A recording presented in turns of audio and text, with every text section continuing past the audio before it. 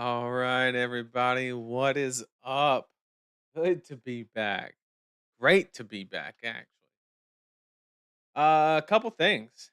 We we have hopefully it's a little bit better. We upgraded the audio aspect of the stream. Um, you know, we had a couple comments in the section, or a couple of people mentioning in the comment section that, you know, the the volume was a little bit too low. So instead of just turning up the volume, I just went ahead and bought a new mic. Not really. Shout out to Kyle for helping out with that. And no, but we upgraded the audio. I just wanted to kind of, add a little something to the stream. So if it sounds better, let me know. If it sounds no different, also let me know, and I would appreciate it, especially from a volume perspective. I'm just trying to correct that. So once again, I really appreciate all the feedback in regards to that type of stuff. We just got done with the Pro Tour London. I want to say that it was an amazing event to watch and a sad one to watch because I wasn't there. Um, Truly looked like everybody had an amazing time. There were so many so much good stuff going on as far as production. I want to take a second to just shout out Nathan and Ethan, the two people responsible for Savage Feats on their production of that event.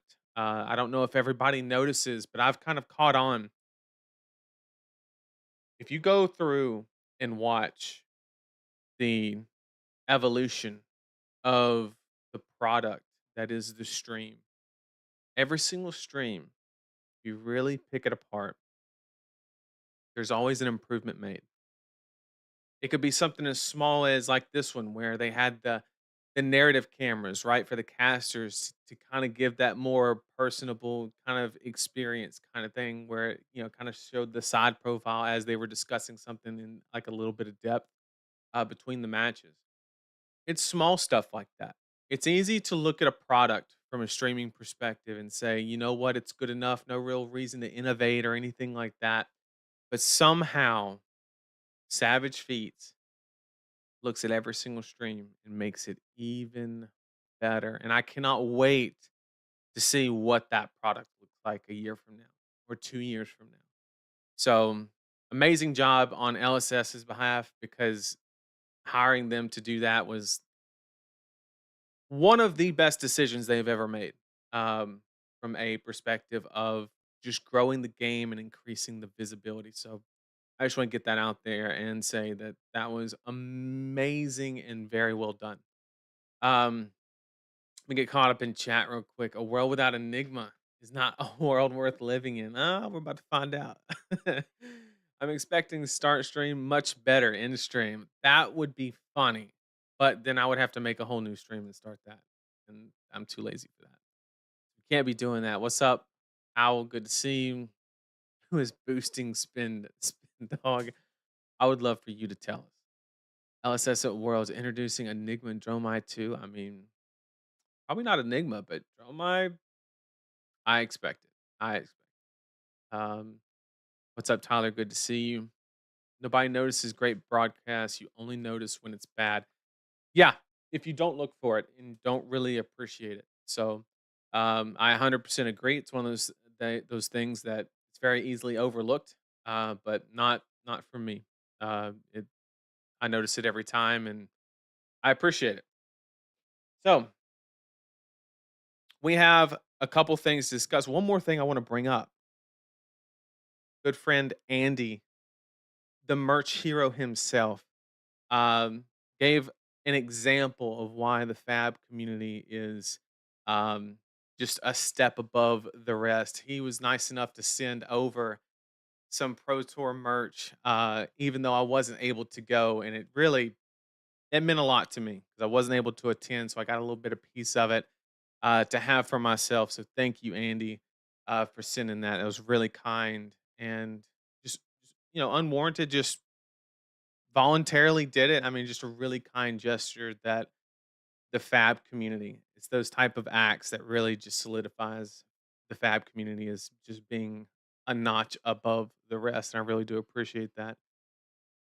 So, today we have a very, very important topic. Um, we're gonna go in the weeds today, and I want to I want to be careful in making this video because when you make a video like this, it's very easy to go down a path, and when you go down that path, it can change the entire tone of the video. And I want to make it very clear on the purpose of this video, but I want to be very authentic in the fact that I'm a little concerned about what we're going to see um, in the next few months. Um, and it's one of those situations where ultimately, if I'm being 100% honest, I hope I'm wrong. I hope in 3 months' time, I can look back at this video and say, Nathan, you were an idiot. Why did you even think that? That is honestly going to be the best case scenario, and that is what I actually.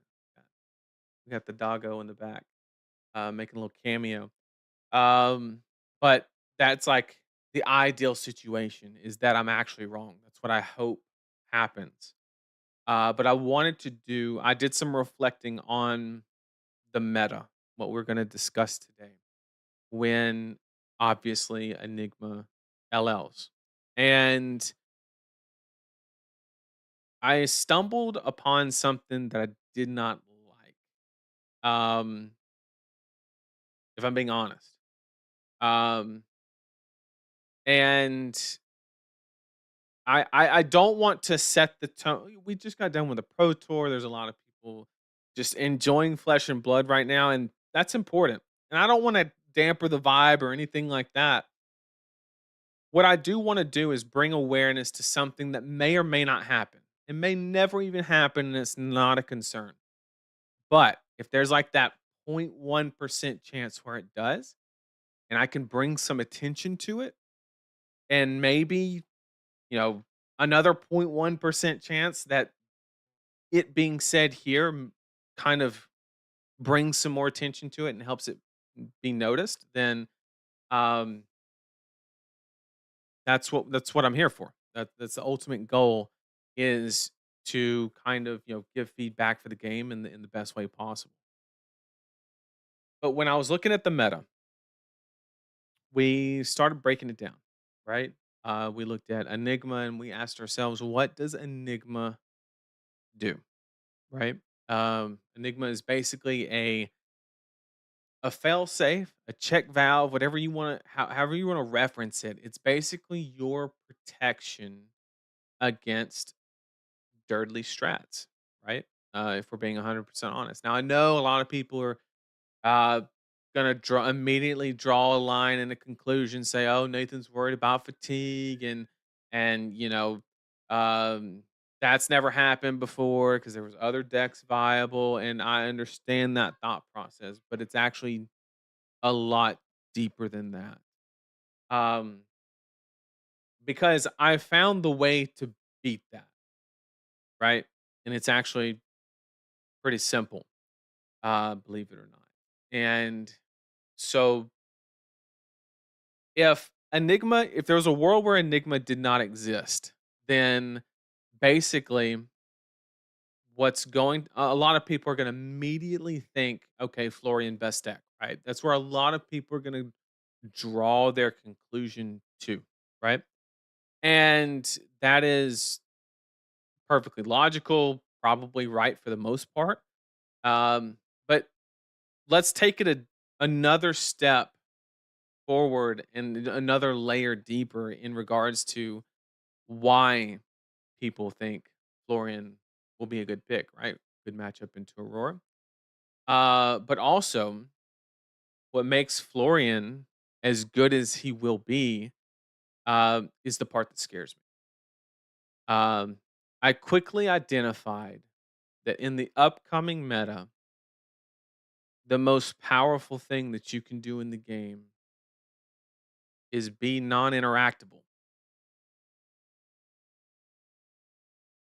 Now, before I explain that in a lot more detail, I want to explain what I predict will happen because this will not be an immediate change in week 2 of ProQuest, right? Everybody knows that Enigma is gone after uh week 1, right, of ProQuest. I think everybody's on board with that idea. There will be a slow transition, and that's because the only deck that's truly going to save us from that situation, it's not even a deck, it's actually two cards that are going to save us from that situation, is Flicker Wisp and Arc Lightning. Is literally going to have the game on its back, which makes it really good that LSS was smart enough to not ban Flicker Wisp. A lot of people called for that. And if we were in that situation, it would immediately trigger the downturn after Enigma left the format. Um, so good foresight there. With that being said, because Enigma or Aurora has access to those tools, there'll be a slight pivot into non-interactability because Aurora in the right hands with the right tools, right? You're going to start seeing Aurora players shift more toward having Crown of Dominion and Aether Ironweave combo package and go full in on that combo because that's how you're going to be able to close out the Thirdly games, right? That's going to be the strategy going forward. And that strategy does have legs. It's not bad. It's not bad at all, actually. And it'll work. It'll work to the point to where Aurora has a very good chance to LL at the end of ProQuest season. It's entirely possible, right? Also because at that level of events, players typically favor linear aggro decks, right? The only downside is because everybody's going to try to dirtle that deck out, it is going to require those players to have a little bit more skill in setting that up and stuff like that. So that is something that could impact how many um, Auroras actually take down ProQuest. I just saw, Kevin, that you were in the chat. Congratulations on that top 8, boss. Well deserved. I enjoyed watching your games. Congratulations, man.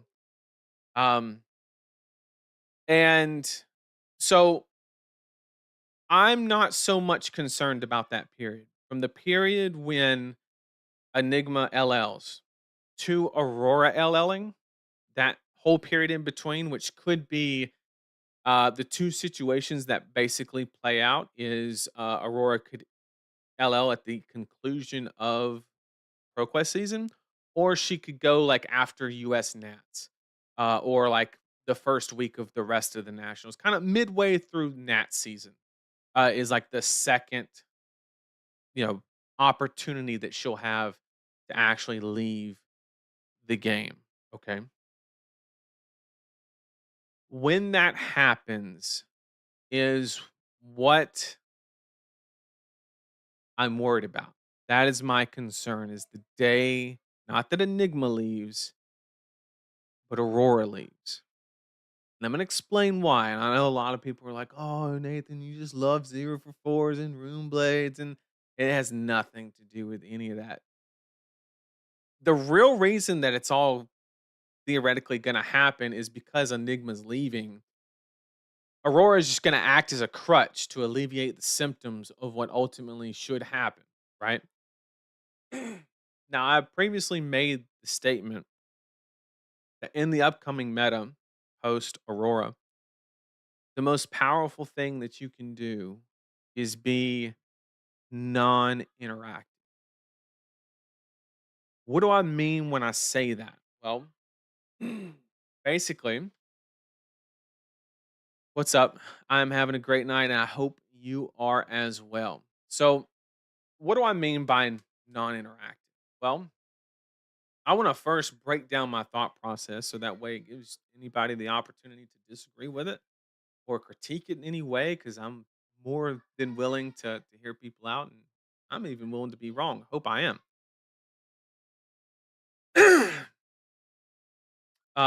So The reason that I think that being non-interactive is going to be meta, if you will, post Aurora, is because currently we know what the structure is of the meta. You basically have Aurora, you have decks that target Aurora that are very defensive, uh, you know, that kind of strategy, and then you have the decks that prey on that, right? Enigma is a great example of that. Also, Kano um, are kind of your decks that kind of counter that strategy.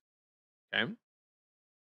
So the people who punish the dirtle will happen. I'm sure I'm just laying out my entire thought process of how I came to this conclusion so that anybody can disagree or see where it fell through, whatever. I'm open to hear about it. So Enigma leaves, which is a deck that punishes the defensive decks trying to pick on Aurora. So now you only have Kano that has the ability to pick on that type of deck.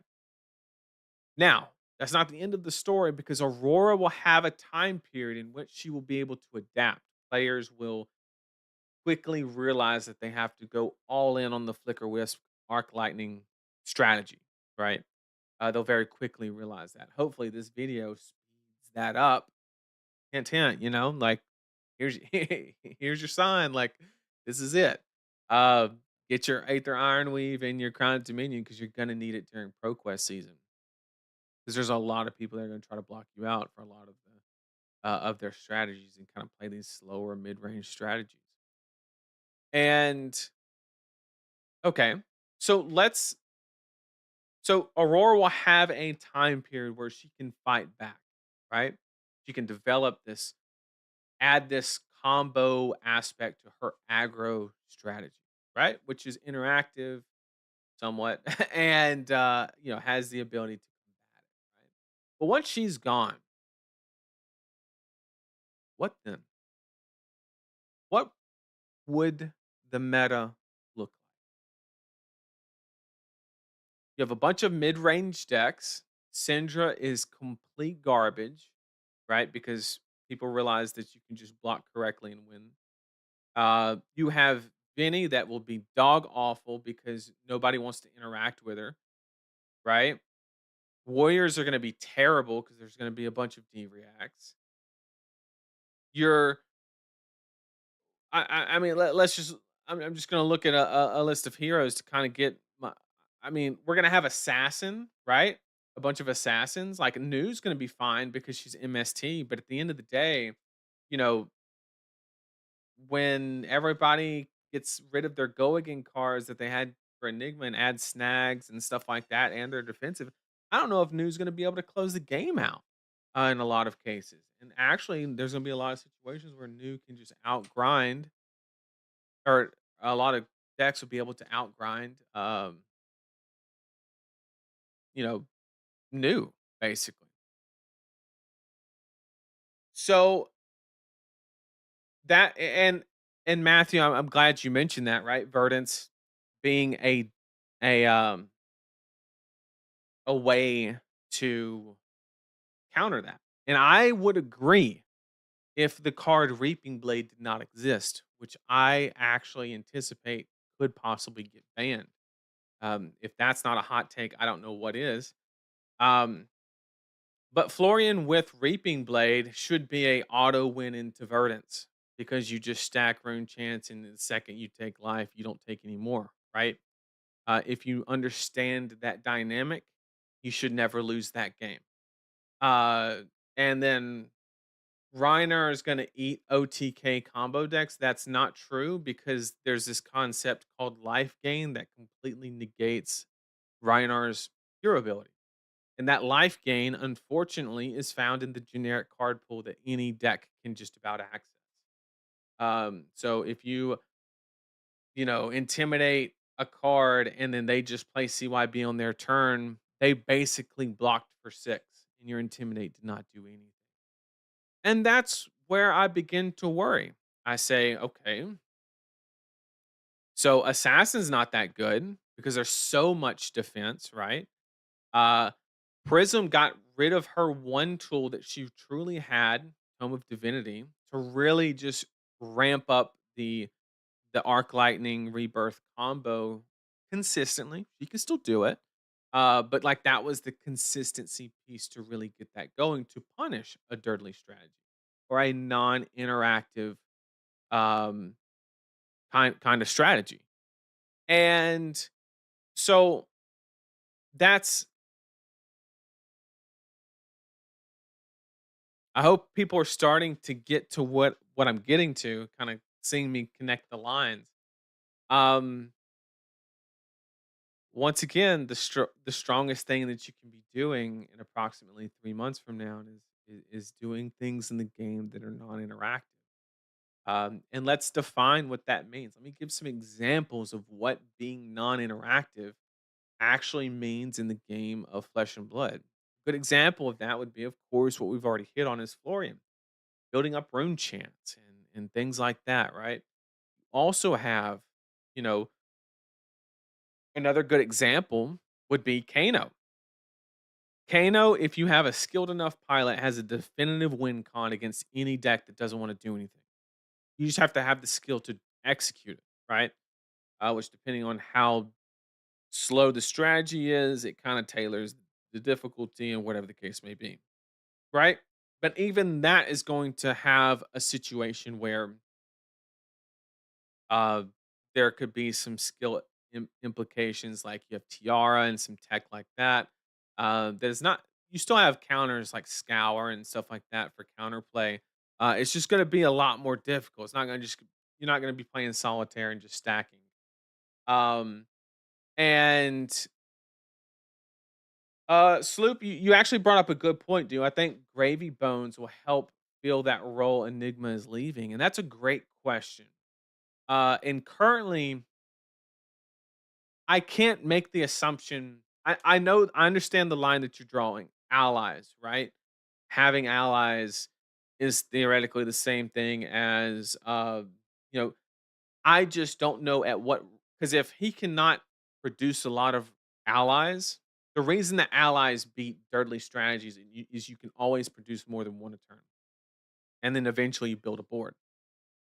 Gravy Bones could only his max could be literally 1 per turn. I have no clue. So we'll have to see, especially because his allies are a lot better. That would indicate that he can get them out at a slower rate from a just a logical perspective, right? From a balancing perspective, I would hope that he there's no rake the embers where you're just throwing out huge necromancer allies. Maybe there's some small weaker ones. I don't know, but I can't assume that he will fill that role. It's possible and it could save the day. All of this is predicated on the information that um all of this is predicated on the information. He can make 2 a turn at the moment, but he can't make 2 and attack with them. So if you make 2, 1 gets killed on that turn, right? So now you have 1 on the board. So now you what? Attack, you make 1 and attack with 1, and then they block 2 cards and kill the other one. You see how there's no potential there to really spin out of control. And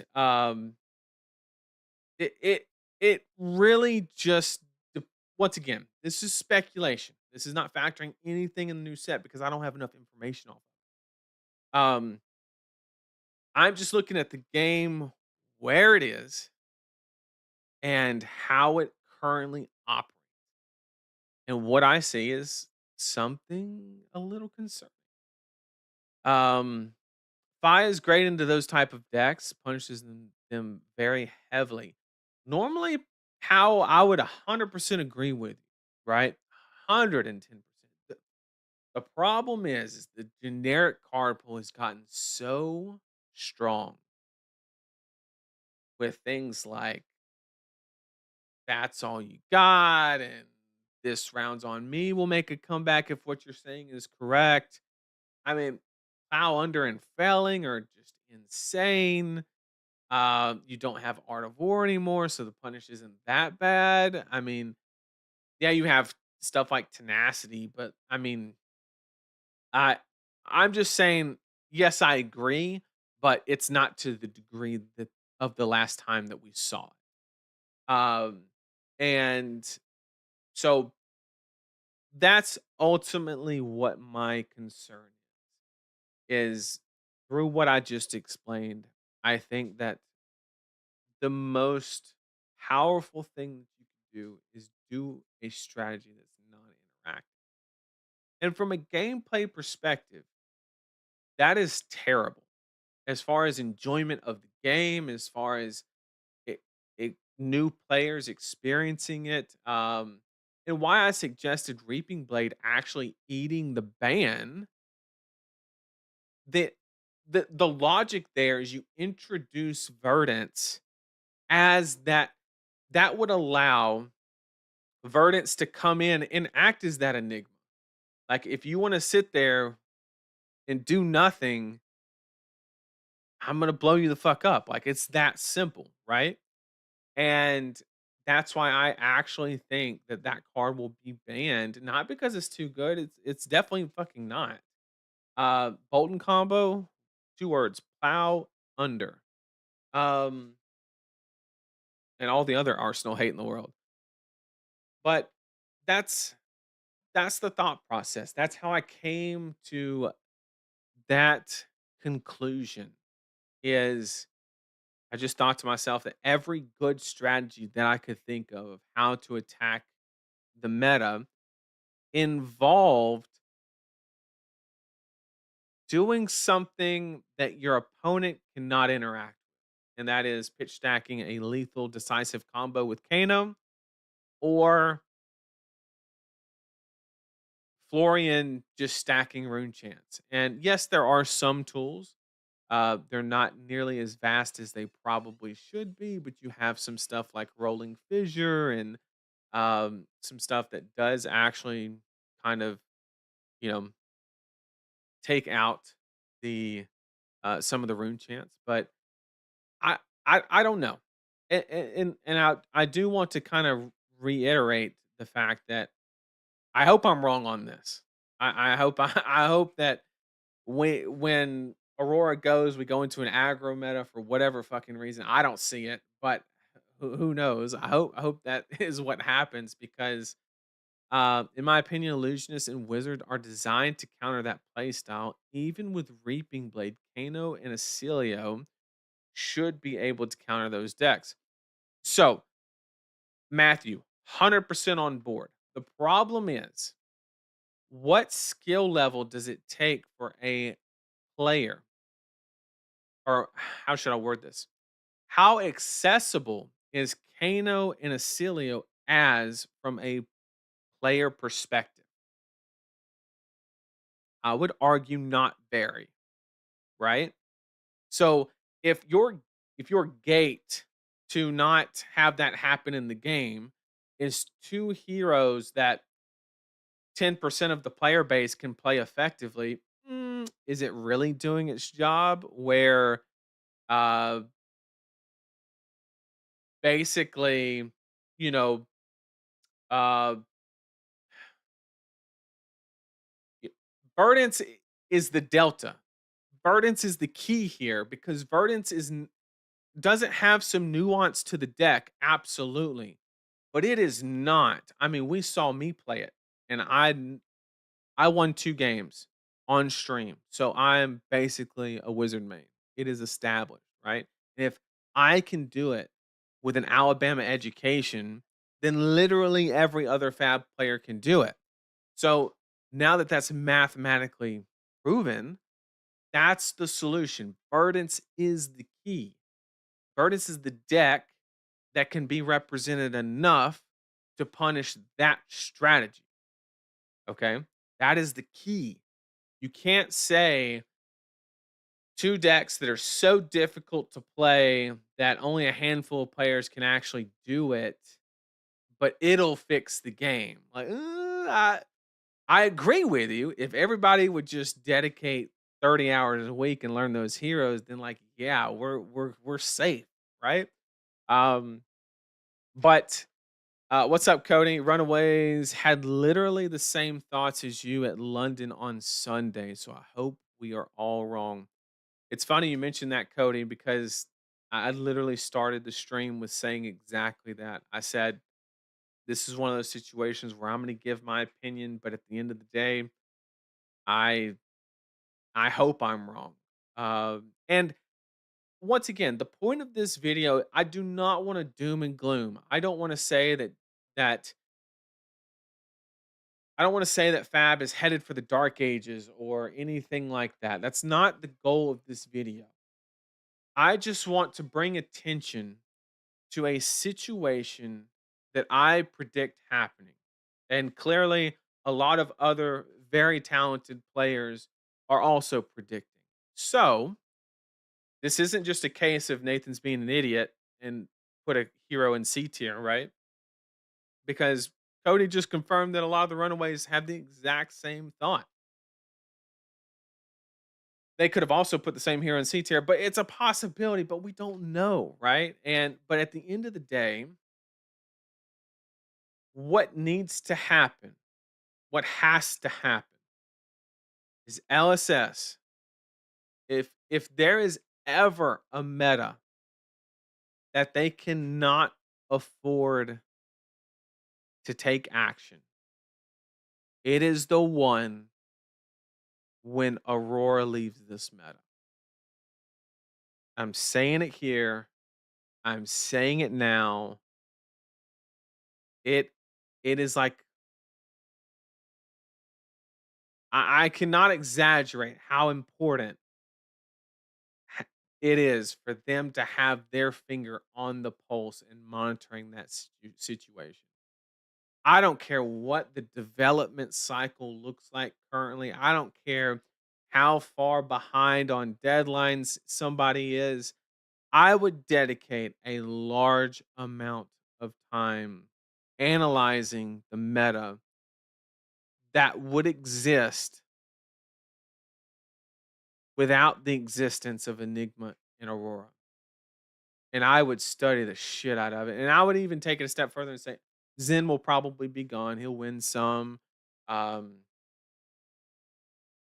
and you know, that's the ultimate concern. Nathan LSS, you need to do something. The game will become dirtly. And I do want to preface this. When I say that dirtly is the problem, it's not really the problem. I don't have any problem with somebody playing like a mid-range strategy or anything along those lines. The problem becomes when the most advantageous thing to be doing is something that's not interactive. The game cannot turn into Yu-Gi-Oh! We can't sit down for 55 minutes and watch the opponent play the game. We just can't do it. It's not good for the game, is what I'm saying. Now, I hope I'm wrong. 100%. I hope I'm wrong. But I'm glad you said something, Cody, because at first, right before I turned on the camera, I was like, man, am I about to fuck this up? Am I like the only one on this island?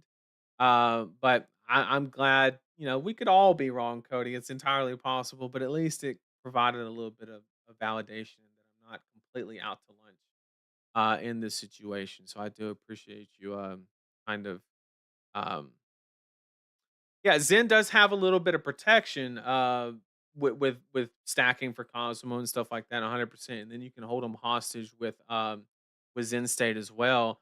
The problem is that Zen is literally right there too. So the second that becomes a viable strategy, it is quickly gone.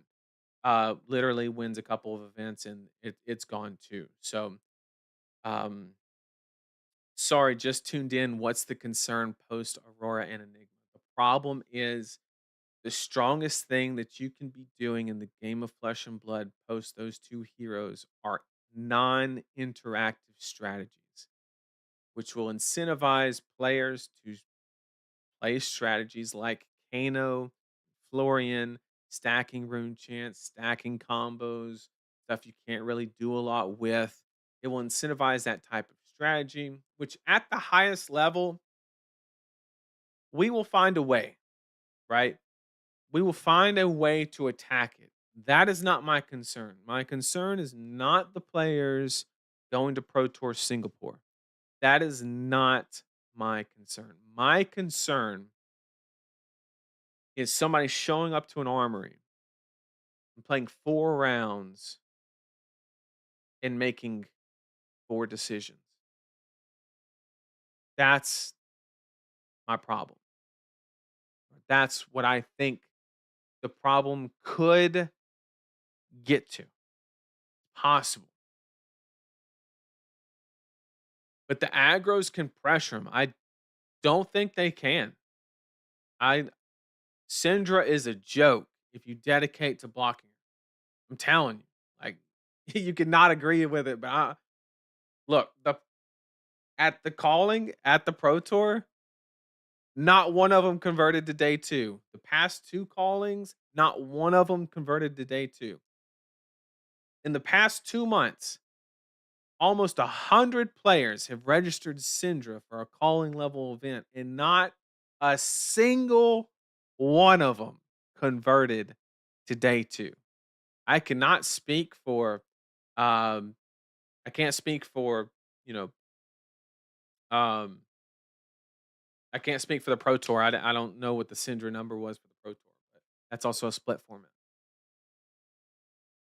So Dash IO is an interesting perspective. And yes, I see what you're getting at, right? Because Dash IO technically has the ability to both be quick and then set up into like a hyper scrapper kind of situation where you have the ability to really kind of, you know, I will say that it's very skill demanding. I'm gonna put that out there. I think fatigue dash IO is like in the realm of Kano from a skill perspective. Like doing your Sam Sutherland kind of levels of stuff is very equivalent to the skill required in the just the mental fortitude required to execute Kano as well on the same level. So yes, that is another solution. But when I present the same problem where is that an accessible strategy? I don't think it is, especially at the armory level. Do you think there would be more variety in the top 8 of tournaments under the new meta? Um, well, first, it's bad currently. There were 3 heroes in the top 8, of the Pro Tour, and, the calling was not much better. So, currently, we're not from a diversity standpoint, representation in top 8, not good, not good. Uh, but with that being said, do I think it gets better? Maybe in the short term, but once things settled, I think it gets worse. If things go unchanged, and keep in mind, once again, point of this is not doom and gloom. It's not the point of the video. We have a whole new set that's coming out, and maybe there is a solution found in that set. I don't know if there is or is not, but you know, maybe there's a solution and that saves the day. But all I can go off of is what I currently see. That's all the information I have. And while reflecting on the meta, as I do try to predict things and things of that nature, I quickly came to the conclusion that apparently some members of the Runaways did as well. That it it's not looking good. Now, this is a situation where LSS can prove to the player base that they are on it. They can. So I saw somebody mention in chat unban Art of War. Maybe I don't know if that's a solution. I think that's the last card that they would unban because then the problem anything that was banned on that ban announcement, the book burning ban that us fab players kind of reference. If they ban anything on that list, it has to be attached to a justification. it's a little bit more than a normal ban from a company perspective because now they basically issued a philosophy change or what was it, a dev philosophy, whatever, design guidelines, whatever they called it. Uh, they said that like drawing cards that way is not the way that they want to have their dev system designed. So if you unban that, now you have to reference why that design change was not. It gets a little belittle. Now we're cooking. Okay, now we are cooking. Okay, that's a possible solution. Once again, I don't know what the answer is. All I'm saying, the reason that I turned the camera on 45 minutes ago was I wanted it to be known that it's a very, very important moment in Flesh and Blood. And the tools are there. They they have the capability. They have proven time and time again that they have the ability to manage the game correctly and very well. And this is one of those times where they're going to have to deliver on that. And I think if they know about it, then they can take care of the rest. They have the skills, they have the talent, they can take care of it. I'm just trying to do my part to kind of bring awareness to it. It's essentially the whole point of the video. Florian can't win against Verdance by stacking rune chance because of something protection. Okay. You're gonna have to educate me on that one. I have never read that card name in my life. I think the answer, the fatigue meta, is just for everyone to agree not to play fatigue. Nico, I could not have found a solution better myself. I mean, why did I not why did I not think of that, Nico? But yes, if everybody had a gentleman's agreement that we were not gonna do that, the world would be a great place. But it's not gonna happen, right? And that's okay. I'm not digging on players that play fatigue. Like you don't enjoy things in life. That's okay. It's not your fault. Um no, it's not that bad. But like I get it. Some people like that play style, and that's perfectly respectable, right? And like LSS technically has to support that strategy from a player perspective because there are a lot of players that just like that strategy and that they have to support those players. So it's completely valid. The problem is I forecast a situation where the checks and balances are just not there. But they can fix it. But they can and we're not even there. We're not anywhere near it. We have time. We have plenty of time. Like I said, gonna happen in 3 phases. Phase 1, Enigma's still around, that is today. Things are okay. Enigma goes, we're still fine because Aurora will be able to kinda shift, go full combo with the Flicker Wisp Art Lightning combo to kinda combat the fatigue strategies. You're just gonna have to lean on Aether Ironweave and Crown Dominion kinda strats, go back to that more old school tech. But you will do fine at your pro quest. But the second Aurora goes, oh man. Hmm. We'll see. That's the area of concern. Is the second our beautiful lightning rune blade um, ascends to living legend. They might not need to do anything if High Seas resolves the issues naturally. Of course, 100% agree, Cody. That is actually the most ideal situation because it would bring natural relevancy to a new set, which is a very powerful combination. One that's not induced by an $80 Majestic, no shade. Um, but like, that, that is like the perfect storm, no pun intended.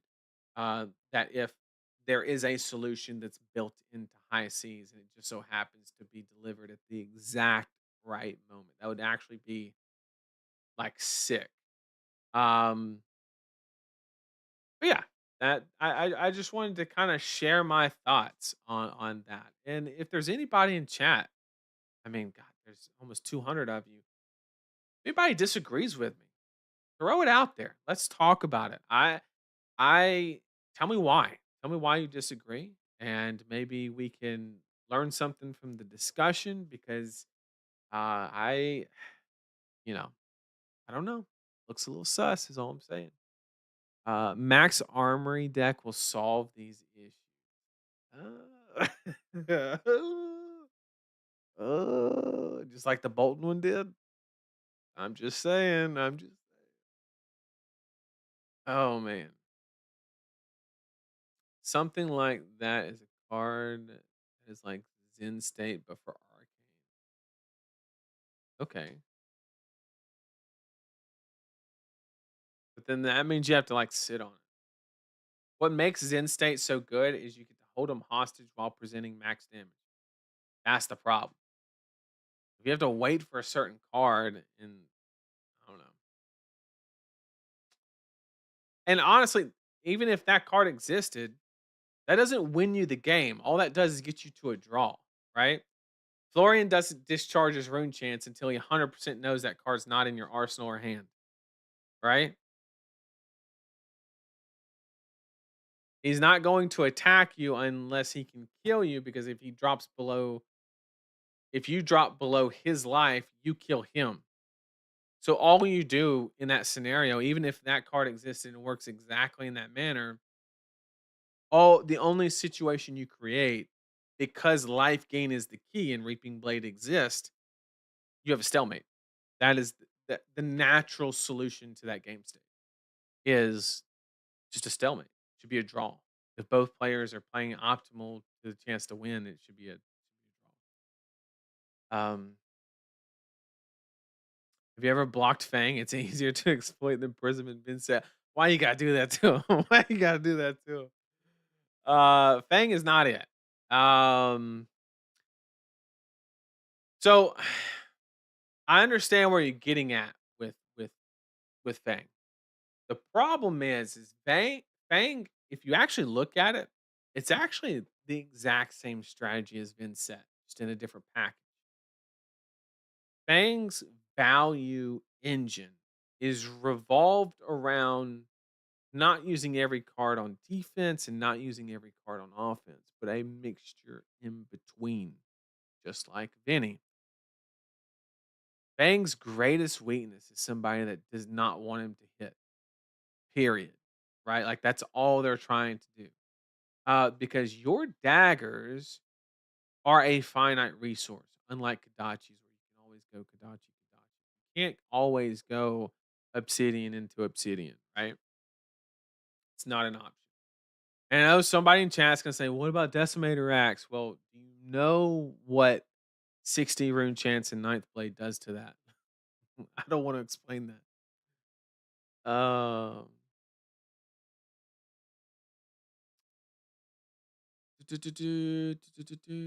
Let's see. What about a dumb focused Azalea so Bravo does not have hero text because of the number of D reacts in the format. Period. He has no hero text. He is a blank ass hero. Azalea actually is worth talking about. And like that could be viable, but the problem is there's only so many cards. You have Remorseless, Release the Tension, and Increase the Tension. The one cost that's rarely ever played. Uh, and that's and then you have Dreadbore, of course. But as long as there's not so many D reacts where you don't draw a hand of like four of them and get extremely blown out by Dreadbore. And also you have to factor in the fact that if that does happen, if Dreadbore becomes an increasingly important aspect of the meta, the Florian players have the ability to adapt by just strictly reducing the amount of D-Reacts they run. Or they run more impactful ones like unmovable, things like that, instead of the lower to the ground ones. So we have to be aware of that kind of situation. So I think it would initially have a lot of success, but the Florian toolkit would be able to adapt and clear that strategy up. Mm, not saying I entirely disagree with your point, Nathan. I just think it's hard to predict, especially with a new set right there. I 100% agree with you. The new set could fix all our problems. 100%. Uh, but what if it doesn't? If you were to add up all the flesh and blood sets in the game and ask yourself how many have that like illusionist checkpoint kind of hero, it has to be like less than a third. So why would we think that this one? We can't automatically assume that this one's going to have it. Yeah, when we have no real basis to go off. But it's entirely possible, and I hope that's the case because that's the actual best case scenario. With Enigma leaving, does Victor become better in other Guardians without the auto loss? Well, they're still new, so that is a problem. There's still Kano. Kano is still being auto loss against a good one. So you still have two that are very, very relevant. And I think OTK Florian's going to beat you as well. So unfortunately, even with the tectonic rift tech and stuff like that, I still don't know how you win that game. I could be wrong. I'm willing to admit it, but I don't see it. Uh, the Bolton players didn't have hyperdrivers in his deck. That is as true as it is irrelevant. But I agree. I agree. Oh man, that's a good take. Like when League of Legends buffs a champ when new skin comes out. Yeah, right. Like that's the best case scenario if that does happen. Wizard just wins because it goes boom. I don't know why are we talking about protection plus scour. Yeah, scour is the real counter in that matchup. The problem is he might be able to make so much that I don't know. Do you think Aurora's progress to LL will quicken or slow down? Ironically, I think it might actually. It depends. If the player base is really good, the win rate should slow down. I do not anticipate that to happen. I think it'll actually increase because people will find comfort in playing Aurora. Just because also at the ProQuest level, linear aggro decks are always favored as far as representation. So if everybody played optimally and you know were very very good at the game, I think her win rate should theoretically drop when Enigma leaves. I do not think that's what's actually going to happen. Not saying everybody's bad. Don't take it that way. That's not what I said. I'm just saying statistically, not gonna happen. The prophecy of Victor getting a new skin, Enigma leaving is true. I mean, you never know. The horse could use it. Nathan, talk about what happens if they ban CYB. That's actually an interesting conversation, and unfortunately, for once in the game of Flesh and Blood, CYB has absolutely nothing to do with the problem. The problem is there's very few cards in the game that interact with rune chants. You have a card pool that allows you to accumulate rune chants.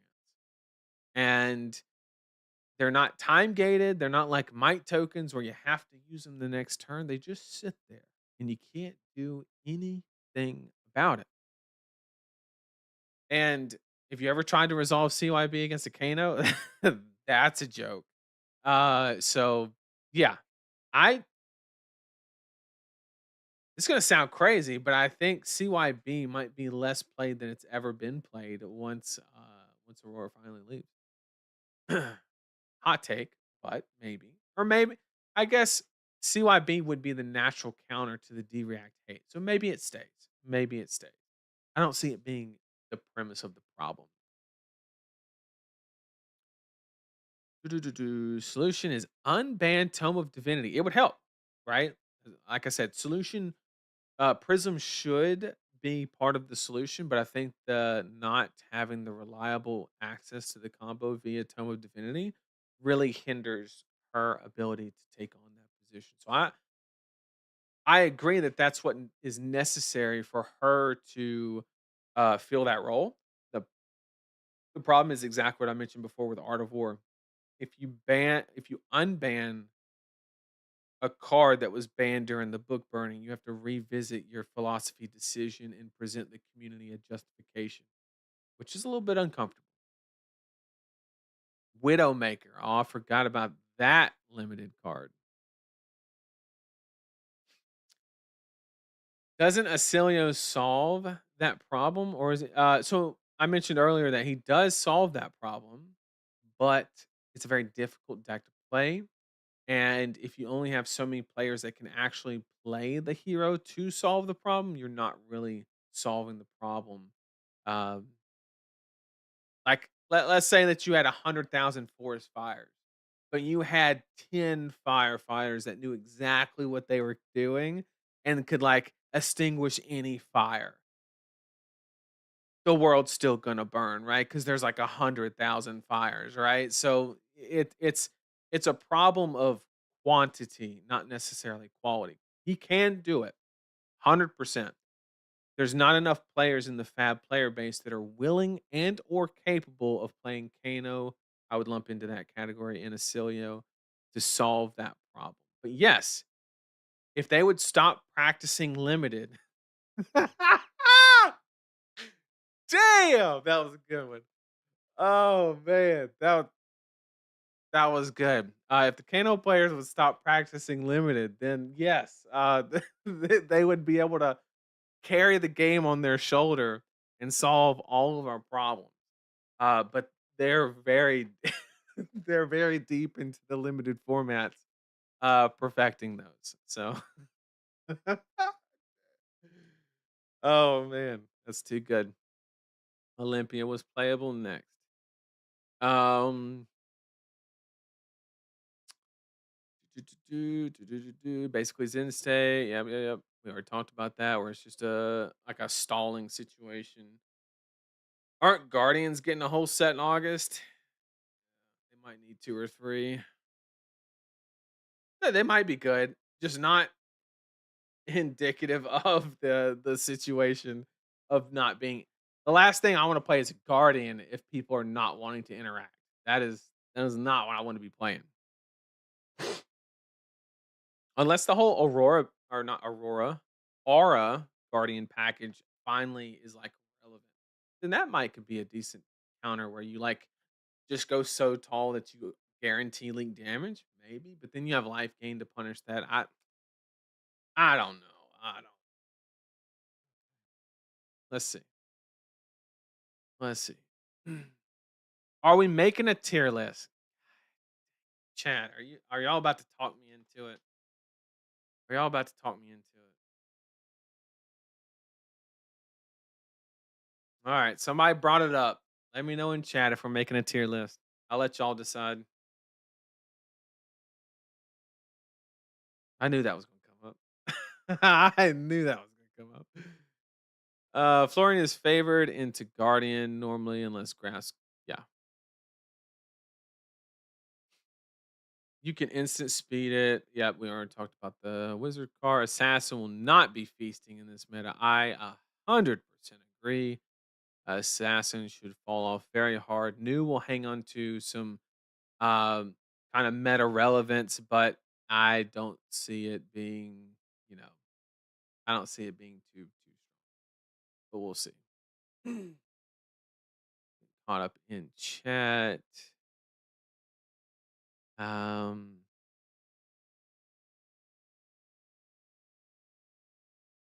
so is this a problem or a puzzle? Like to guess how the meta is going to be? So it's not a problem because it hasn't happened yet. But it is a puzzle that I think I've solved. I could be wrong. I'm entirely willing to concede that point. But if I have solved the puzzle correctly, then it will be a problem unless action is taken, and that is the entire point of this video is to bring awareness to the situation before it happens. That way, we don't have to play in a kind of rough meta situation for months on end before anything is actually uh, done about it. So to answer your question, technically both. Um, I think that the meta being a problem is kind of exaggerated, and it very well could be, right? One, because I'm not talking about now, I'm talking about some point in the future, right? It really just depends on the magnitude of things when we get there, right? It could be a slight inconvenience. It could be the dark ages of fab. We don't know, right? I'm just seeing I'm seeing lines as somebody that, as a player that is very invested in this game in multiple aspects. Also kind of validated by Cody coming on here and saying that the Runaways kind of have the same feeling. You know, there's a lot of indications pointing toward this. And so I'm confident in the fact that we will get there without any action taking. The magnitude of the problem, we'll have to measure it when we get there. Where's Prism in all this? Without her book, relevant, but not the solution. With Zen leaving, do you think who do I think will be the best ninja? The answer to that question is gonna be probably, eh, not Katsu is the answer. Not Katsu. Um, I'm gonna go with who it can't be Syndra. It's gotta be Ira or Fi. I don't know which one. But that's my answer. I'm still in camp, Syndra's bad. Um, if the meta grinds to a slow crawl, do you think we'll see a significant increase in draws at lower level events? No, I think you'll see an increased number of people leaving the game at lower events. Um, if you have a lot of draws at armories, people will stop coming to armory. I think the math equation is that simple. A gym pack is only so valuable. Are you going to sit there and look at your opponent for 4 hours just to get one if you're not even remotely having a good time? And I'm not saying that's gonna happen. I'm just theoretically saying that it could happen. Um, Nathan, you're a cool guy. I appreciate it. Tier list, tier list. Yeah, dog. Tier list, tier list. Okay, we're getting spammed for the tier list. So I'm gonna get caught up in chat, and uh, it looks like we're doing a impromptu tier list. Is what it looks like we're doing. Because the people have spoken. It's as simple as that. So I guess we're gonna do that. Just give me a second to get caught up in chat, and then we'll we'll break out the old tier list that we rarely ever get to use. Not really. You do a tier list. Don't do the heroes in chronological order. Do them in order of relevance. Okay. Since it's impromptu, we'll shoot from the hip. We'll do it that way. See what happens. See if people like it. Don't like it. I'm willing to try it out. Let's do it. If numbers are a concern for Acelia, would you expect a large, widespread adoption of an OTK Florian deck? Yes, because it's very easy to play.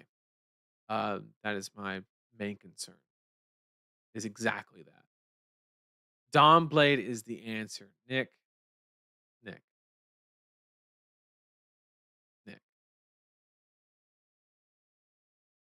stop. Although Nick, I did almost beat you with Dawn Blade Dory while you were playing Teklo Vossen with like 27 and a half D reacts. If I can almost, and actually, I think when we got down to the end of the game, it was me misplaying that cost me that game. I think I would have got it. So you know, maybe you're on something. Not really. I'll be honest. There's an art to playing Downblade, and I doubt the player base has the ability to create the proper fakes. And well, the problem is that because there's so many D reacts in the format, you cannot fake. That is the problem. The art of faking assumes that your opponent is going to react before you provide information. But if they hold a D react, it's the equivalent of being out of position in poker where the opponent is going to get all the information before they are forced to act. which is the ultimate weakness of Dawnblade. Playing Dawnblade against D reacts is playing poker out of position, whereas playing Dory against a deck with no D reacts is playing poker. Little history lesson. I'd rather draw than turbo lose 3 times. I mean, you know. Do a tier list for pro teams post ET. I don't know if there's enough, right? Like there's some big ones, but I don't know if there's enough to like actually do a tier list. It's a great idea once we get enough. We need like 15 like good teams. If we do, then come back to me. We'll do it.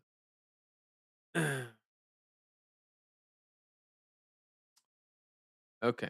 Wait, doesn't Teklo counter Stack Florian? I don't think he does because I don't think you're going to be able to get the engine rolling quickly when you're not being interacted with. Um, like, yeah, you're going to be able to like filter through your deck and stuff like that, but he's also going to be throwing plow unders and fellings and things like that. I don't know. I, okay, I'm going to give the people what they want. We are going to pivot over to the tier list. Got it pulled up for us. Let's do it real quick. We are gonna do it a little bit quicker than normal.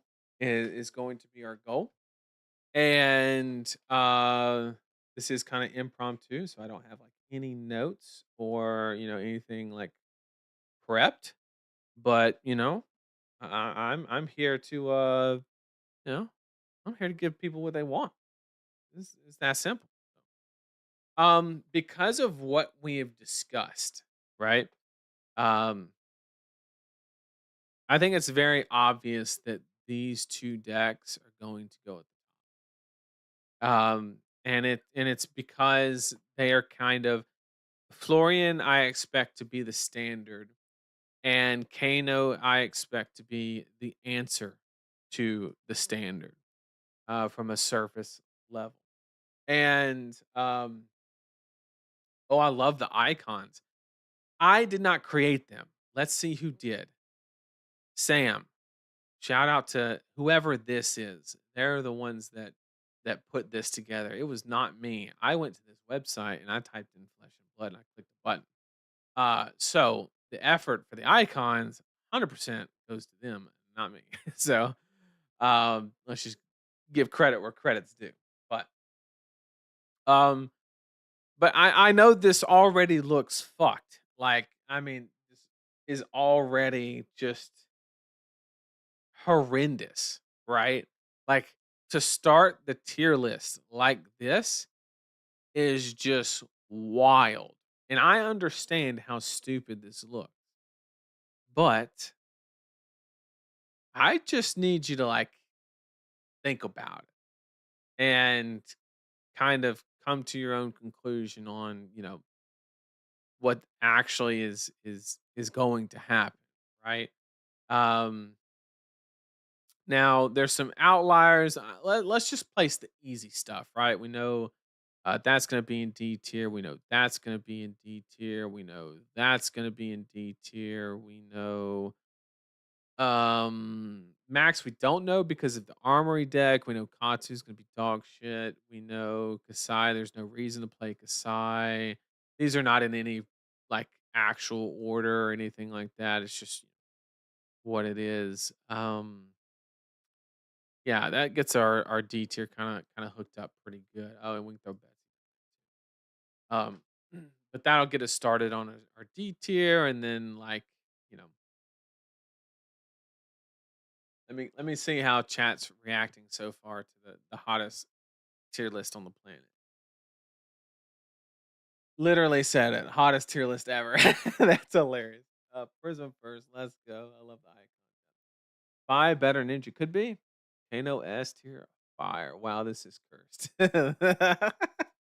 Rusted Relic is gonna be fire in this meta. No, because you're gonna die when you try to resolve it. Um, might have to take a break from the game if they're S tier. And King, like your comment is what I'm scared of, right? I'm not saying that you're wrong. I agree and kind of unfortunately kind of support the decision. Uh, but that's what I'm worried about. A meta Having these heroes in the game are great. Having a meta where like imagine a meta dominated by Tech Levalson. That actually sounds horrendous. It sounds like the worst game ever, right?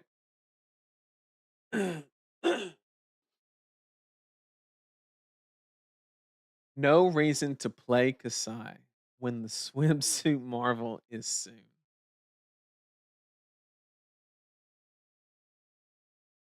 Might have to revisit that.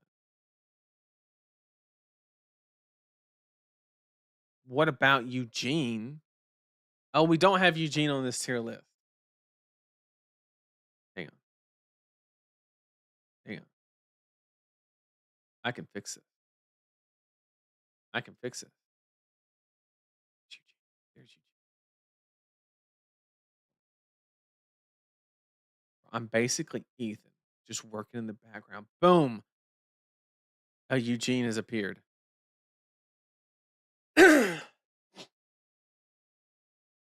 Is that better? Is that better, chat? Oh man.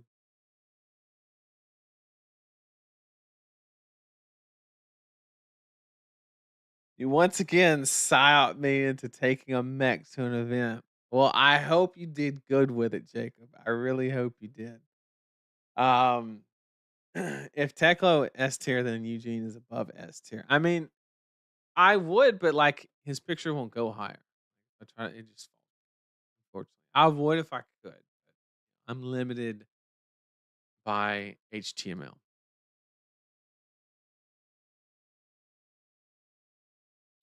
The art of faking of faking involves setting up potion goblet if they counter your push. Yeah, I'm familiar. I've been faked out several a time by Josh. I understand it. I'm just saying that the effectiveness of that is extremely diluted by the number of D reacts in the opponent's deck. You could put Max in D tier. AD armory deck doesn't change his issue. Clamp press gives him a little, but that's about it. Um, Mechs cannot draft. Okay, well, don't go play Cannon. Oh, you went 6-3, but scrub draft. So you did like what 5-1 or something like that, or 6-0 in CC. You did good, man. I mean, the mech did good. You dropped the ball when you got away from mech, but that's all good. Brony Spurlock should be an S tier. He loves to stall. That is good. That was That was a 9 out of 10. I can't do it on the tier list because, like, then I'm effectively talking shit within the community, and I don't wanna do that, but the joke that you just made, solid 9 out of 10. Solid 9 out of 10. Really good one. Really good one. Is Rhinar not good into block out in wizard decks? Okay, let me walk through that because that's a good question, and a lot of people have kinda mentioned that. I want to discuss that for a second. If you have let's take Rhinar, right? The advantage of Rhinar is intimidating a card that your opponent would want to block with, right? And removing it from play where they cannot block with it, right? And from that point on, you would leak damage to the opponent because then they would not be able to block with the cards they want to block with. Pretty simple, right? The problem comes when you include life gain. Because if I can let's say those 2 cards blocked for 6, right? Or you were able to push 5 damage because you intimidated those 2 cards. But then I resolve a CYB and gain 5 life. your intimidate had zero value in that scenario, period. Or if I can convert those into any type of defensive value, play a sigil, arsenal, and D-react. There are so many ways in the generic card pool, does not even have to be a class, that allow you to two-step the intimidate mechanic, right? And I'm not saying that's a bad thing. I'm just saying that it is. Um, and it just is a reality. And a good example is if you intimidate a sigil of solace and then they just resolve it on their turn, it did nothing. You didn't stop anything unless it allowed a on hit or something like that. But the reality of it is that the more life gain that's in the format, you could say the exact same argument for dominate, right? Dominate is an evasive mechanic. Actually, a better way to say it is life gain invalidates evasiveness or counters is a more correct way to say it. Life gain counters evasion. If they dominate, you block one card, take 6 damage, and then just gain 6 life anyway. The dominate had no relevant aspect to it, unless it was like a giga on hit or something.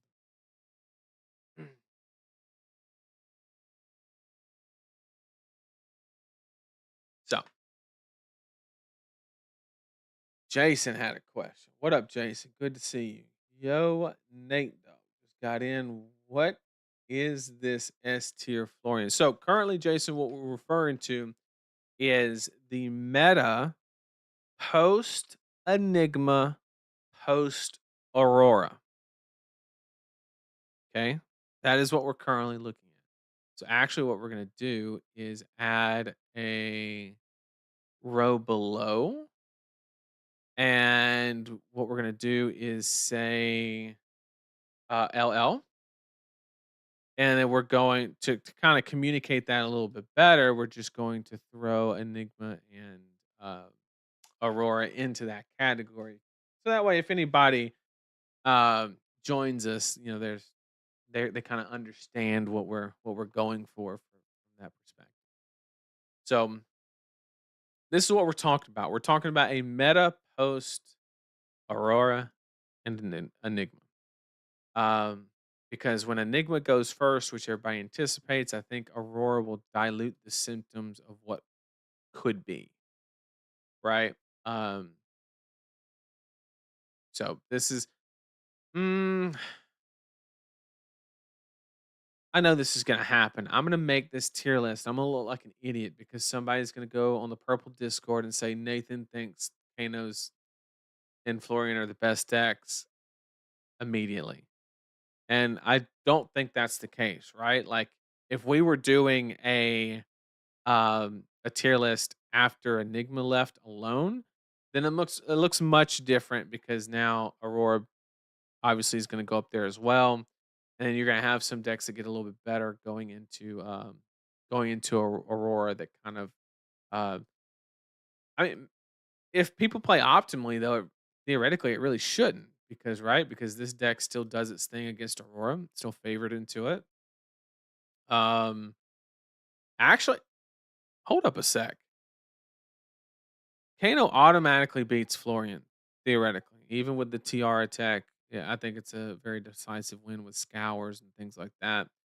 Um, but if Aurora's impact is only hindering the amount of Kanos and Verdants and things like that, then theoretically, Aurora's existence does not affect Florian because Florian's favored there.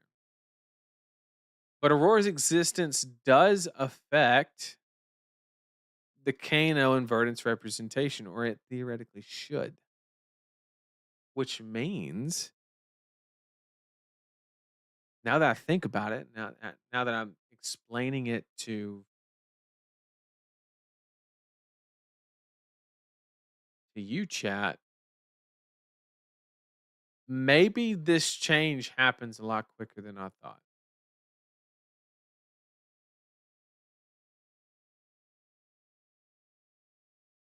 Hmm.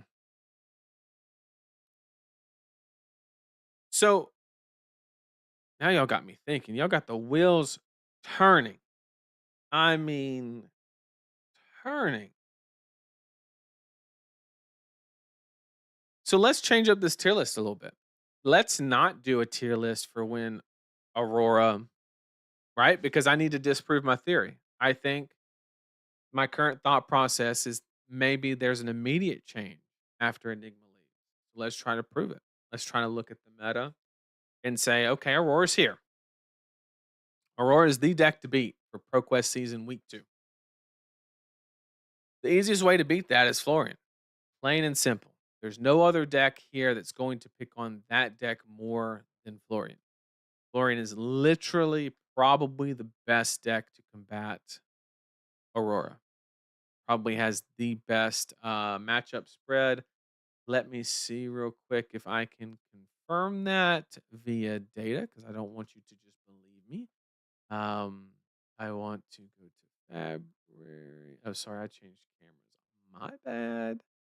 Going back to the other screen, let's look at the Aurora matchup spread. And I know this is not definitive, but it is a data point that I do want to consider. So we want to go to Aurora and basically ask the question, what is her worst matchup? And I am theoretically saying that it is Florian, but I want to confirm that that is the case because I don't want to lie to you, chat, because I know you love to call me out on it. And we go to new, which is 45% for Aurora. So that's a slight matchup. Where is good old Florian? Where you at, dog? 55 in the Florian. Okay. I don't believe that number. Just my opinion. I think people haven't, I think that's a skill situation. Um, but Florian, I'm very confident in saying that Florian is very favored into Aurora, especially the more defensively oriented it is.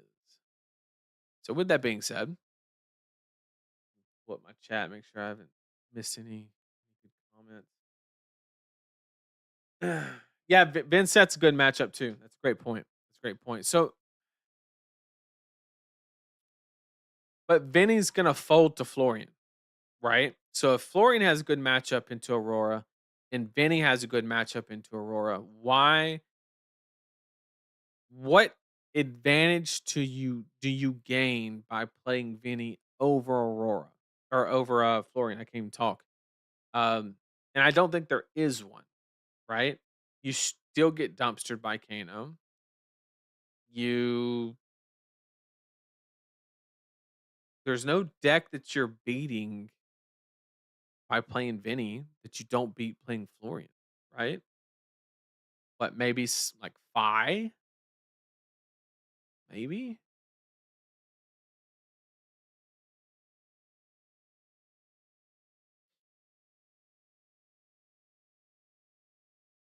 If you want Florian data, look at Florian PT win rate.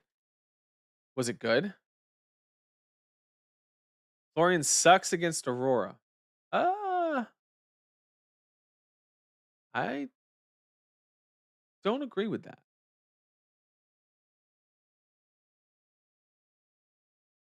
Nathan yet again making 0 sense. Tell me where I went wrong.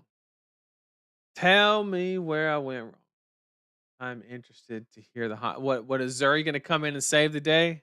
Is that where we're getting at? Is that where we're getting at?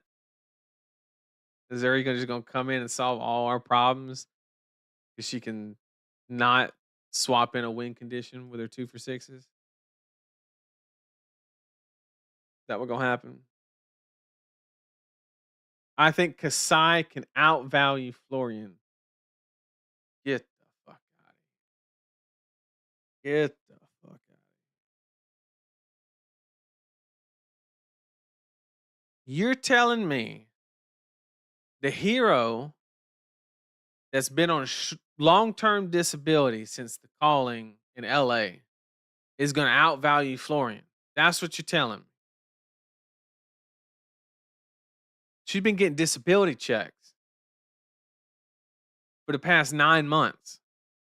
And she's going to outvalue a deck that's not even going to let her use Dynamos. That's what you're telling me? and I'm making 0 cents? This garage sale ass hero is gonna outvalue Florian. That's what you telling me. You came into chat with that. You can't really? Really? Ain't no way. Ain't no way, bro. Oh god. Oh, that's such a troll. That is such a troll. Oh god, that's too good.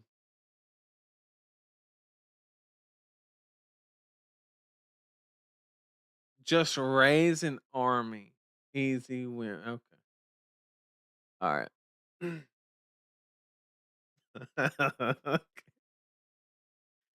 Oh, long-term disability as hero. Mm-mm-mm. I've officially drove Crawford, man. It can only be you. It can only be you. So back what I was saying was I agree, Vinny, right? Good deck. Has a similar matchup spread into um, but the problem that I'm having is Vinny is filling the same role as Florian, but just strictly worse because Florian is way good into Vinny. So yes, it beats on Aurora, but you're losing to the same things and even more. So I think Vinny's a very good deck, which is why she's sitting in A tier right now. But I just can't think of a reason on why you bring her over Florian. Is my current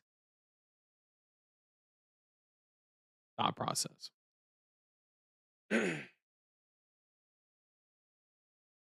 Craziest stream since baked.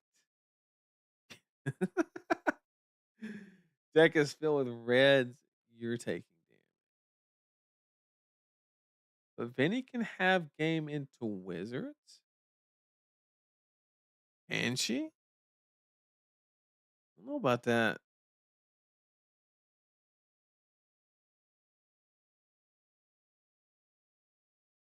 I do agree that new is valid. I agree with that. That is not that hot of a take. I agree.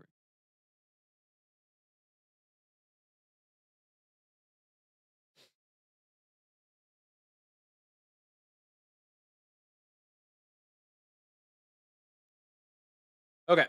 So, with that being said, what other decks beat Florian? Chat. What beats Florian? It's not new. Let's go down the line. No. No. If you were Gigatech, Dreadbore, I think temporarily it might work, but long term, I don't think it works. Right? So like once the Florians get the opportunity to kind of pivot back and solve, like cut some D reacts, go to bigger ones, things like that, reinforce the line, some crazy shit. I don't know. Um, I think that there's there'll be some temporary relief here, but I don't think it'll last. Uh, Florian steamrolls this, Florian beats this, Florian beats this, Florian beats this, beats this. Might have a little bit of trouble, but probably fine to be honest. Definitely beats it. Definitely beats it. Beats it. Beats it. Beats it. Beats it. Favored probably struggles into a Cilio to be honest. Um, then you have Prism. Where's Kevin? Kevin, get in here. Where's Kevin? Oh, we need Kevin. Help.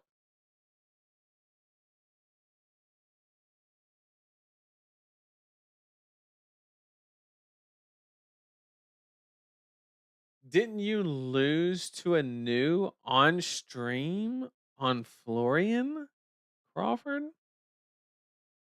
Well, a matter of fact, I threw a game. I did not lose. I threw it because all I had to do was discard a different card on mask and I 100% won. So it was not the hero. It was me. Big difference. Okay, Kevin's here. He said, "Yo, Prism into Florian, talk to me. I need your non-biased opinion. Tell it to me straight. I don't want to hear no if the stars align and it's 6:12 p.m. at night, then it's favored. I don't want to hear none of that. I want to know.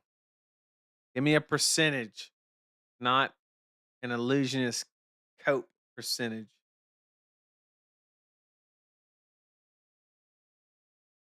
I think it's pretty close to 50-50. Okay. Anytime. Okay. This is a rule of thumb. Okay. I'm going to teach you something, chat. If an illusionist player says anything is 50-50 or unfavored, it is a law. Okay.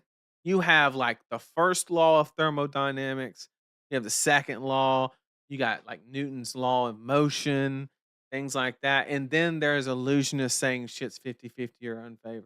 If they say that, it is true. Period. Okay?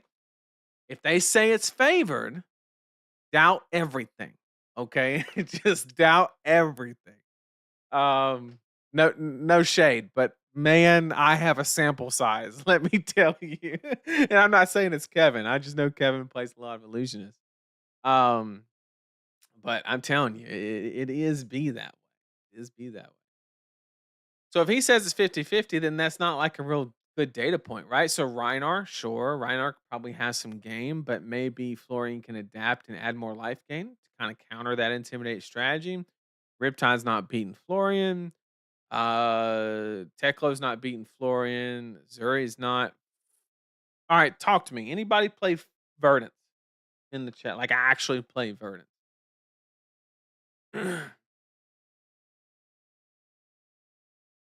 If there is anybody that plays Verdants in the chat, if I am playing Verdants, or if I'm playing Florian and you're playing Verdants, and I'm not an idiot, and I just stack rune chance and never ever attack you, how do you beat me? I can think of 6 different ways that you cannot lose, but how do you beat me? How do you make my life reach 0? Please explain. Verdance shoots herself with arcane. That is the smartest fucking thing I've ever seen. Holy shit, Jacob.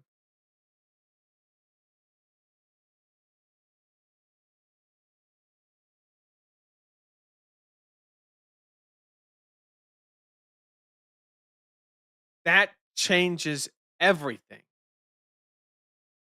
This whole stream is a lie.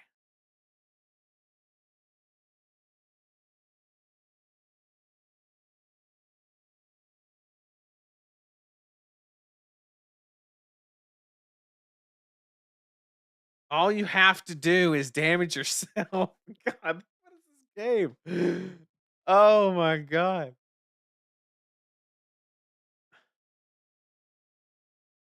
So I get that 3 healing pot combos and explosive growth. I get the combo. I get it. But the combo doesn't work if you're at higher life and they have Reaping Blade or at even life or whatever.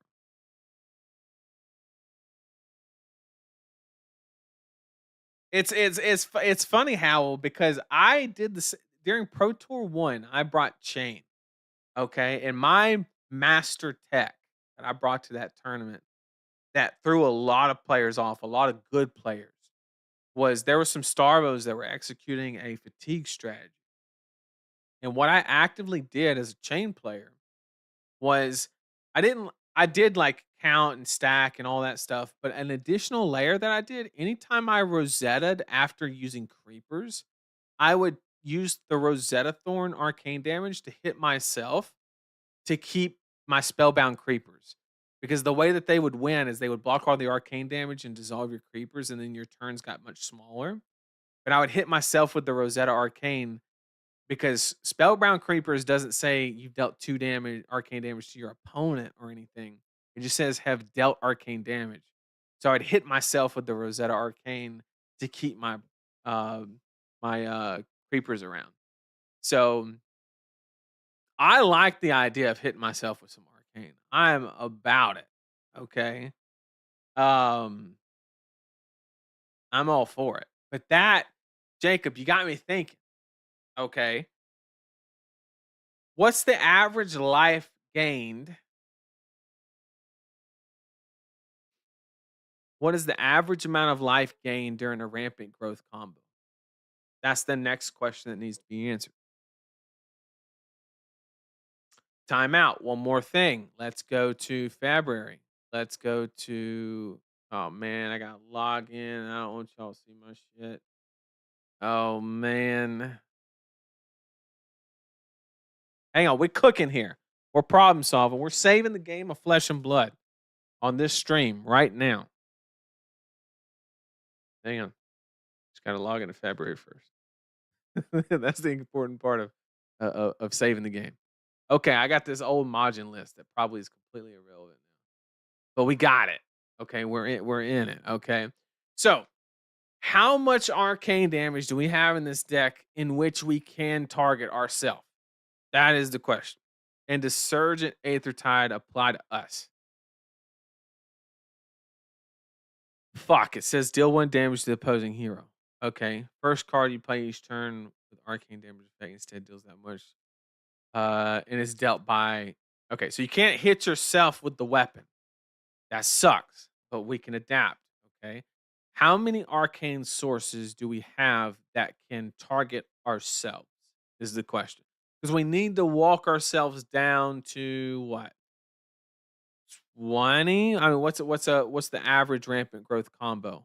Um, like probably 20 life, right? Something like that. I don't know. Fuck. Triple potion. Then you usually have like what, a sigil and like something else. One more life gain, so that'd be what, 2, 6, 9. We'll say like 10 on average, probably. Life gain. So you got to drop yourself to 25 to be safe. Because you have to secure yourself from the pings. The pings are going to do some damage and stuff like that. So you might have to walk yourself. You're gonna have to deal yourself 20 arcane damage. We'll say just to be safe. Okay. Do we have fucking 20 arcane damage? Is the problem. Uh, I don't know if we do. From looking at this list, scour, we can't scour ourselves. Is a problem there. Can we ping ourselves? That would be huge to any opposing target. Fuck. Help me, chat. I'm cooking.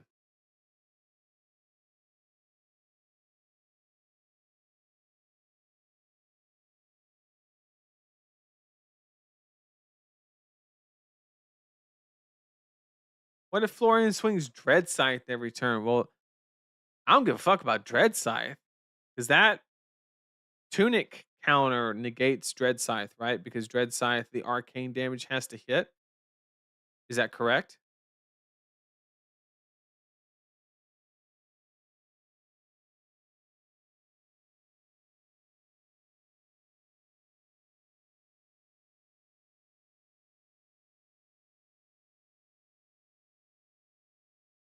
Dread Scythe. Whenever you attack with Dread Scythe, deal 1 arcane damage. A hero dealt damage by Dread Scythe can't gain life. Okay, so it basically demands 2 cards or 1 card plus Tunic counter to prevent that. Okay, I see what you're saying. Okay. Huh.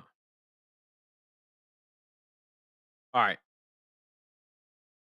All right, chat. We're back to being fucked. Yep, we're going to the dark ages. Yeah, because if the Florian player swings this every turn, which in fact they can even amp this shit as crazy as it sounds. You can actually just fucking You can tree this effect, which is wild. Um, that's actually absurd. Um, so yeah, this would demand. We'll just assume one card, right? It does kind of like lessen the combo potential. Maybe not entirely. But to be honest, the biggest deck that or the biggest problem that I foresee is there's just not that much arcane damage in the deck that's actually can be utilized to target yourself. You have Mind Warp. You have this is it. Any target. Yep. So that's 12. You have this is 2. Oh God, wizard cards are ass. Even though that's a good one. So this is 6 on 12. That's 18. Then you have what one apiece on these. That's 24. Um, target heroes. This does work. You'd be paying yourself. This is another 6. So you have about 30 or so damage in arcane. Okay. And of course you have tree as well or whatever. So we do have the opportunity to walk ourselves down not only once but like multiple. So that is a possibility if that does work.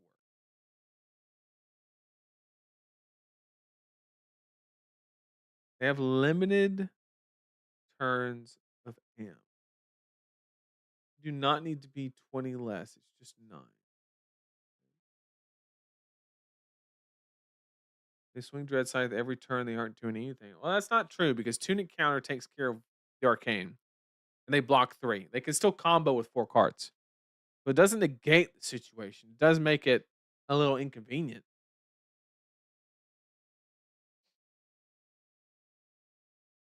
Waning Moon. Holy shit. Chat, this is why you guys make the big money, right? It's ideas like these. Target hero. Holy shit. Okay. So Waning Moon, problem solved. Okay? Hang on. I gotta pull up. I gotta pull up this card. It keeps getting getting brought up. I have to do it for him. I gotta bring it up. This shit? Okay. If your hero would be dealt arcane damage, prevent 3 arcane damage from that source. That doesn't work because each individual rune chant is its own is a different source. If that makes sense to you. If a hero would be dealt arcane damage, prevent 3 arcane damage from that source.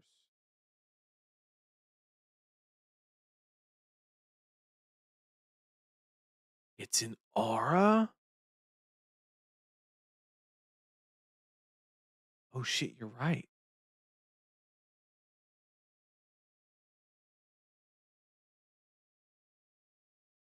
Reading the card explains the card.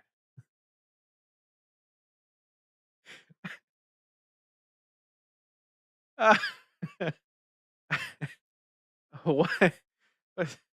So, oh, one skill I have not mastered in the art of TCGs is reading cards. Um, it's it it's a very important one to get down. Um, so now that I've exposed myself, shown my worst aspects, um, I'm gonna blame it on the Alabama education system. That's what we're gonna go with, and we're just gonna move forward and forget about this. Okay, that's what's gonna ultimately happen. So we got there though. We read the card. Um, we read the card.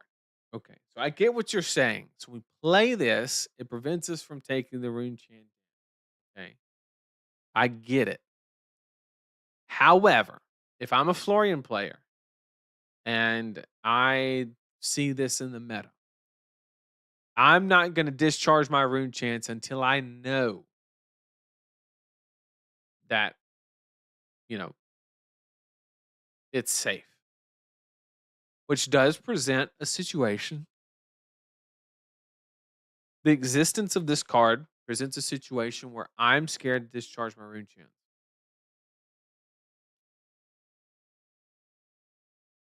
And if I'm scared to discharge my rune chance, that breeds inaction.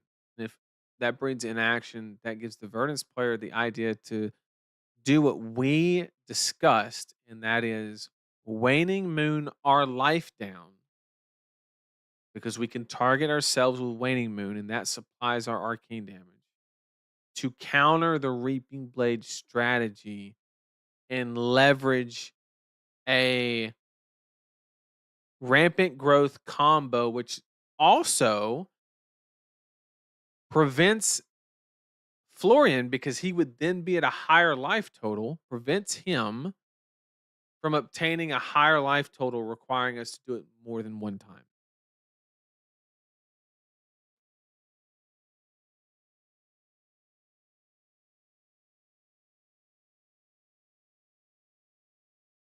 Yeah,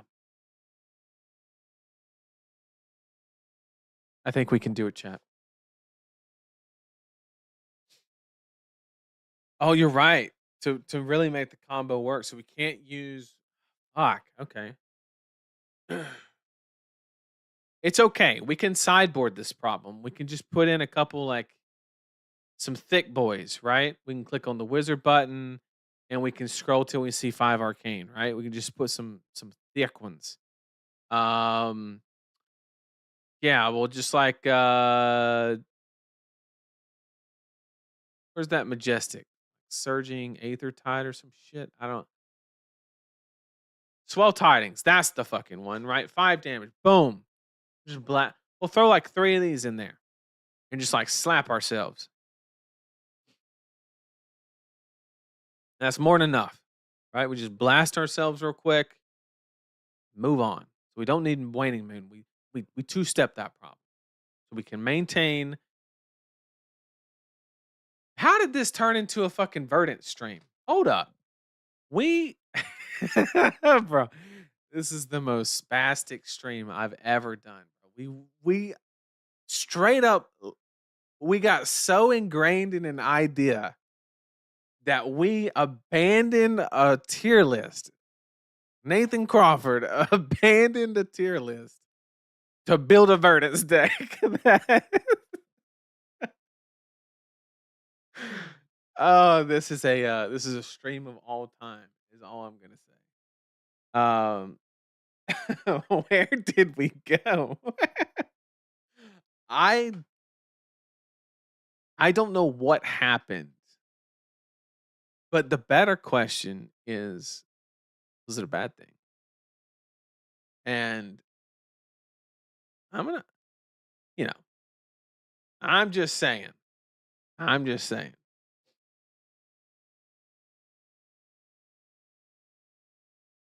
Oh man.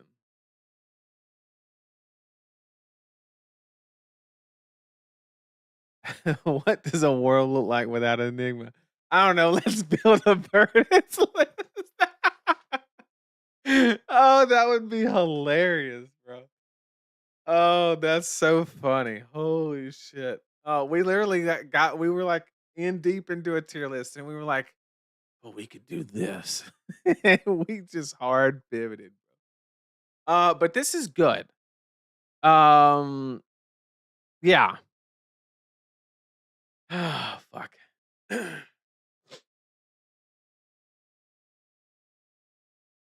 Okay. So my goal for every stream that I do, every Wednesday night, my goal that I want to accomplish is make sure everybody that watches it gains something of value. Okay, so I need to give you some type of like actionable information because we've been going wild today on a lot of ideas and theories and things like that. So, what we need to trace down is this. Let's just assume our idea works. We put in a couple swell tidings, we have the tech, we can just slap the shit out of Florian. Like it's an auto win. The deck is not hard to play. We solve the ease of access issues associated with Acilio and Kano, right? We solve all those issues with Verdance. The question is there anything that shuts that down? Is there a deck? Does anybody know anything about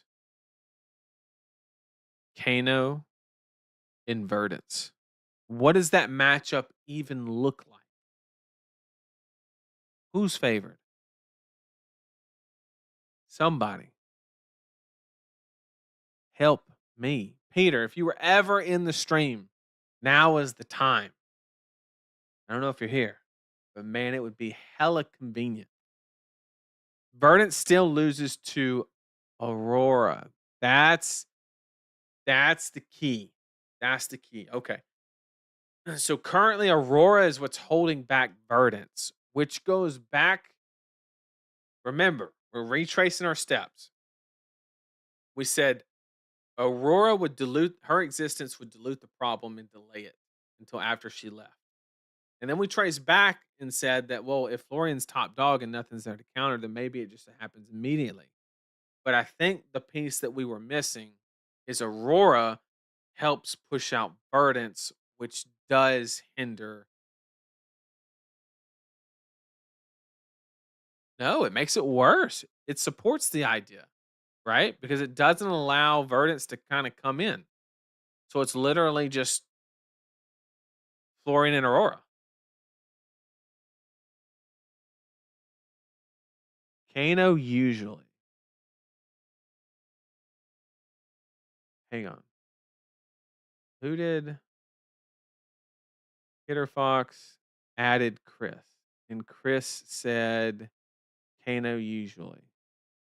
But because he added you, I have to deduct a couple points for doubting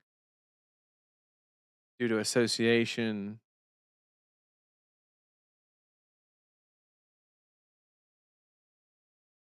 But I'll take your word for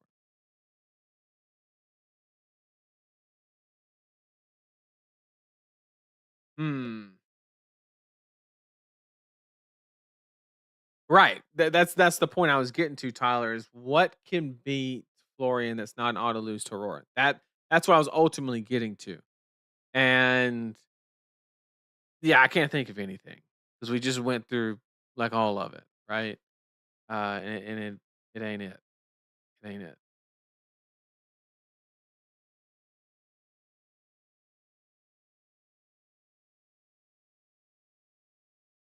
Aurora is winnable for Verdance, yes, but it is to say it's anywhere near 50-50 would just would be a crime.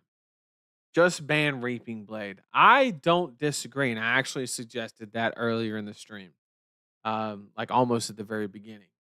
I do agree with that notion.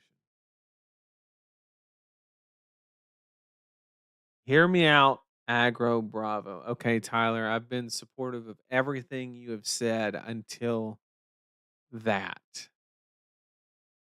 Aggro Bravo. What are you gonna tell me control Acilio next? Huh? Fatigue syndrome? What aggro Bravo? What? Oh man.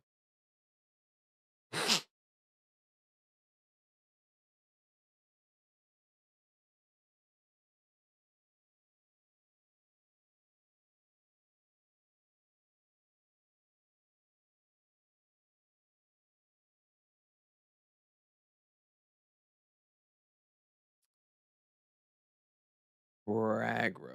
Okay. I don't like it. I don't like it. She has Kadachi locks. I'm sure she does. What about Slapdash? I did think about that. And the problem is I think Florian's OT can play just a little bit better, faster.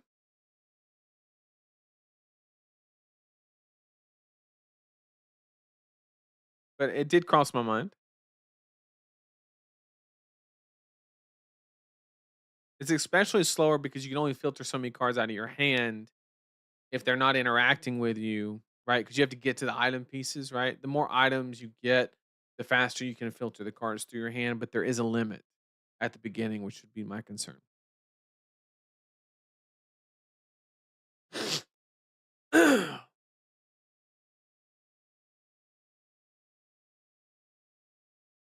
Great point, as well. Even if she was the answer, she would LL instantly. Great point in chat. Um, Very good point. If I belittles and stubbies, hell, give them Art of War too. And he can rune chant stack Florian and okay. All right, all right, all right, all right. You're telling me, as been said, you're gonna rune chant stack a Florian. You can race with a Prius. It is a choice that you can make in society. It doesn't mean it's a good one. Just gonna throw that out there. You can filter infinite cards. Oh yeah, you're right. That's a good point. I forgot about that. She's been gone for too long. Yeah. Okay. So that's our equation.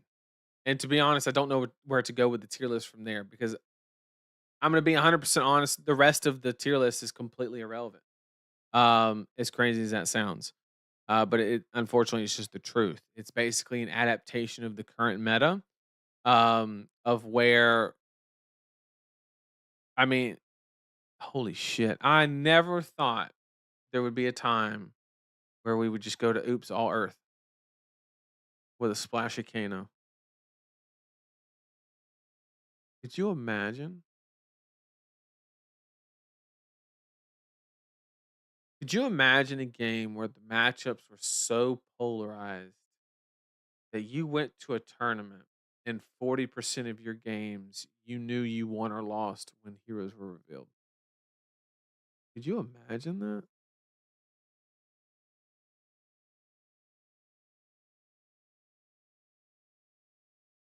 That's Can Fang compete with these guys? No, he cannot. Azuri A tier, stop it. As a serious answer, I slash disruption Jarl. You can bust the equipment again. So the problem is, I we saw that game in Brazil, right, where he broke the grasp and stuff like that.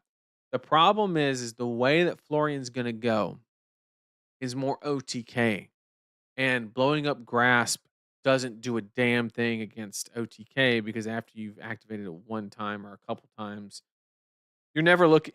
He doesn't want to ever activate it again. So if the Florian's game plan is mid ranging you, yes, what you're saying is 100% accurate. If they're going OTK, it it's just not correct.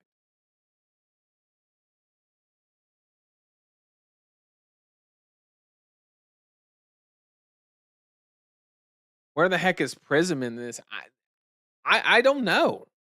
I mean, Kevin said Kevin beat or not. Sure, Kevin beats Kano, yes, with Prism, but Prism should beat Kano still. That should not change, right? Because you have like Giga Spell Void. I he said Prism was 50-50. I guess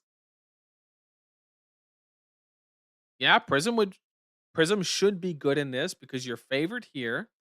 You're favored here. Kevin said this is 50-50. This is probably favored, I assume. So yeah, like sure, Prism's good. I agree. And then the second Aurora goes, Prism goes, right? Because all your food just went away. You're still favored into this, but now this deck has the ability to kind of tech into you.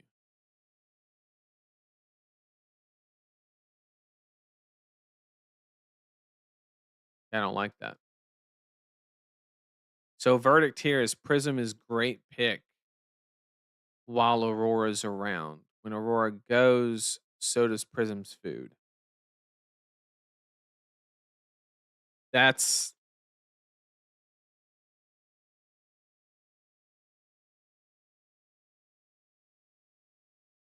that's my thought process. We need a good anti-Earth card. Issue is if Prism is good, you can exploit that easily. Yeah, especially because she doesn't have the tome. I agree.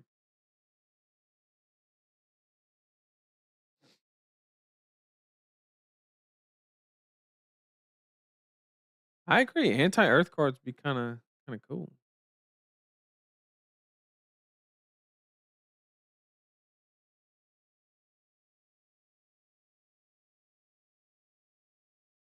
They text specifically for Prism. Prism isn't great into Florian. Their Prism is legit Verdance's worst matchup. Okay, so yeah, it's just valid in the meantime. Condemn actually BS. As in World of Warcraft, where there must be fab, there must always be illusions. Pretty based. Pretty based. Prism still eats Kano unless they. Yeah. No, 100% agree. The problem is, will there be enough Kanos to actually gain equity from doing that? Is the problem. And I don't know the answer to that question. I'm already fried from like putting these puzzle pieces together. I've tried my best, chat, to help correct the problem that I thought I brought to light that may not be a problem. I don't know. Yeah. So I know we didn't finish the tier list, but I think we very quickly kind of identified what the situation is. Um, and I I don't know. You want to finish the tier list? I mean, we could, but like everything else is kind of you don't just start a tier list and don't finish it, Nathan. All right, chat calling me out. I like it though. I like it though. Okay, so I guess the question is, are we going off of Aurora in the meta or out? I guess we have to go with the immediate, or I get roasted out of context and things like that. So we have to go here. Prism is here because really good pick. Um, Lorian best deck. That seems good. Eugene, yep, just hanging in there. Slippy becomes a lot worse 'cause you get OTK'd by, but still like solid choice. So maybe bottom of A, mid B, Marionette, although did had a better final placement in the Pro Tour, I think is actually worse than Skippy. Azalea will have short term success, long term failure. Bravo is a meme, but we'll give him C due to charity, so I can write him off on my taxes. We have Syndra is just complete ass, but I have to put it in C for the meme. Um, Dash, if she is good, she won't be good for long. She'll LL, not really relevant. Dash IO will have a glamour in the hands of a expert. Dory, people are going to try it and they will fail. Simple as that. I don't know how else to explain it. Wish you the best. Fi might see a little bit of success. Not sure. I don't know. Tenacity might be able to put in some work. I'm not entirely sure. The problem is you're going to get absolutely shit stomped by Prism uncontrollably, and there's not a damn thing you can do about it. Not looking good. When she drops out, maybe he gets a little better for him, but right now, not a fan. Fang, kind of mid. Roth IRA here probably goes See what I did there, chat? Ira. I don't know. Too slow against this deck. Not defensive enough against this deck. Kind of bad, probably. But gets a lot of equity when Prism drops out. Probably. Yeah. Kind of mid. Jarl, mid o'clock. Kano, trash. Leviath, Ethan, earmuffs, trash. Max, I'm gonna be. I don't think he's gonna be like all that, but I think he gets a little bit better with the armory deck, but not enough to like actually make a very significant. Uh, News really good still, still solid. Acelia will be great, but I don't think a lot of people are gonna be able to play it effectively. And then Reinar will have some equity as well. Unsure as how much though, so this could be a slight exaggeration. Of course, Zen will do good because of the set that he was released in. Riptide is a decent choice, actually, believe it or not. Good into Prism, bad into Florian, good into Aurora, but bad into these, so maybe not. We'll say kind of here, and he's bad. I don't want to disrespect Ethan like that, so we'll put Teklo there.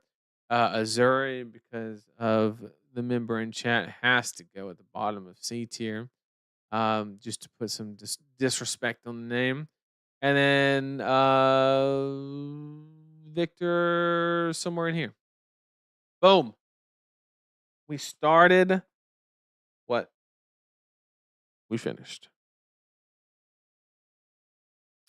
If Enigma is LL, Zen is also LL. Well, to be 100% honest, I think Zen LLing will be the least impactful LL ever. Period. Like the meta won't even consider he left because he where's the dash eye? uh if you weren't in chat, Azuri would have easily been middle of B. At least. At least. But I literally put Azuri at the bottom of C just to farm your reaction. It's that simple. As a Riptide stand, B tier is way too high. No, I do agree, and the only reason he's up there is because he has a good Prism and Aurora matchup. But the second that those go, yeah, he's gonna fall like a sack of potatoes. Okay, so I do agree with what you're saying, 100%. But we finished it, we did it, we sped through it. But that's because halfway through we had to build a verdant deck. But things happen. You think Riptide is favored into Prism? No, I don't think it. I know it. I'm just kidding. Um, Here's my thought process. The ping on Riptide kills the angels. You want to block a lot. Blocking a lot. You Tar Pit Trap negates the Herald on hit. I don't know. I could be wrong, but it seems like he's got some things going for him. I don't know. It's my thought process. I could be out to lunch. Yeah, tar pit trap. Yeah, it's like insane. Um, Riptide is definitely not favorite. Okay, well, I guess chat is just gonna disagree on that. Riptide auto loses to Prism regardless. Holy shit! I've never heard so much disagreement. The last time I've heard somebody disagree so much is Illusionist into Guardian back in the day. Good old Good old Bravo into Dromai. Oh yeah, it's 90-10. Both sides. Wait, just unban needles. No. Maybe. No. Possibly. 90-10 both ways, that's right. Try my beats Oldham, I swear. Did you watch the finals of the Pro Tour? Mara drew horribly in that game. I felt so bad watching it. I was like, "No, she can't keep drawing like this."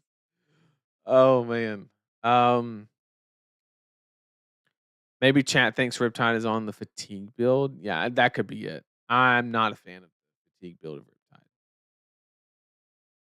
My opinion. My opinion. This is easily the funniest Nathan stream ever. I appreciate it, and I hope you have enjoyed it. I hope so. It's been a little, you know, out of pocket in some situations, but I hope everybody had a good time, had some laughs. Um, so the one thing that I wanted to go into the stream, kind of making sure that I wasn't setting like a really negative tone, because that wasn't the goal, right? That wasn't the goal of the stream. I just wanted to present something that I'm a little worried about. I'm not panicking or anything like that. I'm just like, this is lining up to be a certain way, and I'm not sure it's healthy for the game. Hopefully I'm just wrong, period. That'd be the most ideal situation. Or High Seas comes in and has like the most giga anti strat built into the set. That would be like great. But if it doesn't, then we need to like possibly revisit this, or at least look into um, LSS is really going to have to keep a good eye on the meta situation to truly make sure it doesn't get bad. Because once again, my main concern is at the armory level. We get to that point where it's just sluggish, nobody's doing anything, and I'm worried about I'm worried about the armory level and people not having a good time playing the game. That's the scariest thing that we need to prevent. Players that are going to Worlds and the Pro Tour, we will adapt. We will adapt. So I hope everybody, you know, I hope the verdant stuff that we walked through, the tech that we created together by hitting ourselves. I hope it works. I hope it actually is effective. I am going to test it. That is the next thing on my list. Is I'm going to go in the lab and try to come up with a solid verdant strategy against Florian to counter Reaping Blade. And if that is successful, and more importantly, it the criteria is it has to be successful and it has to be somewhat easily replicated. That's the requirement. We need a deck that checks Florian is our ultimate goal. Deck that checks Florian that is easily accessible. If we can get that, the day is saved. We can at least salvage the situation and obtain a triangle esque format, which is like how 90% of the formats dissolve to in the latest stages anyway, right? And that's perfectly um, self harm verdants. That is the meta, or what I'm assuming it will be. Good night. Very tired in Australia. Good night. I appreciate you joining me. Really do appreciate it. But yeah, that's where I'm at. Maybe we solve the problem and LSS doesn't need to do absolutely anything. Um, you know. Yeah, I'm not saying that a triangle meta is like where we want it. I'm just saying that most TCG metas, their end state is that, right? Most, not all, most. Um, so if we make it to that, you know, it's 1 p.m. in Australia. I mean, what if they work night shift? You don't know that. No, I'm just kidding. Who knows? Who knows? Uh, One thing I can guarantee is that no matter what time it is in Australia, all the Kano players are practicing limited right now because that's all that they do. That is all that they do. Thank you, Nathan, for the stream. It's the best procrastination material by far. I appreciate it. You need to talk about the real deal. What's Gravy Bones' weapon? I don't have a clue. I would love to even speculate, but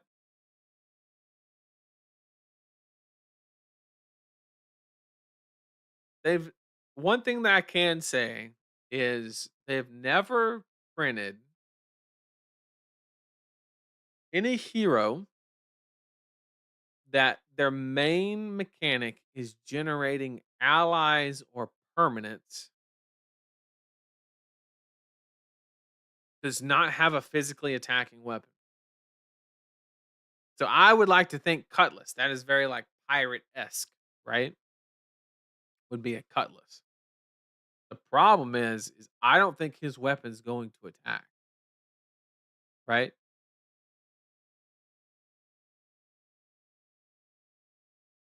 Def, a sword that hits gives allies go again?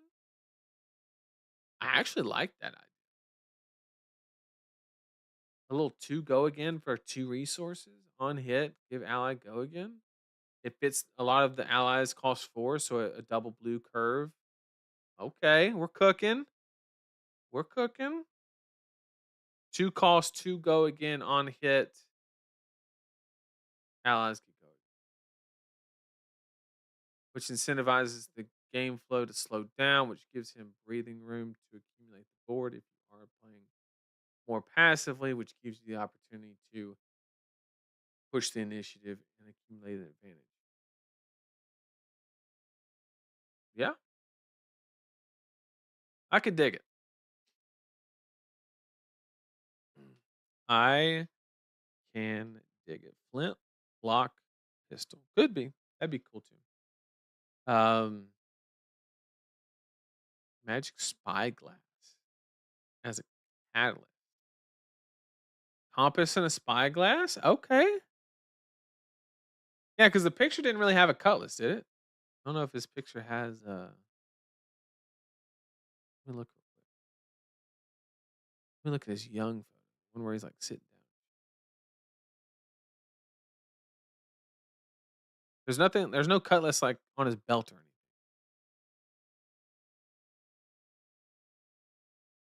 All I know is his helmet better be a fucking eye patch, is all I'm saying. Where is that shit?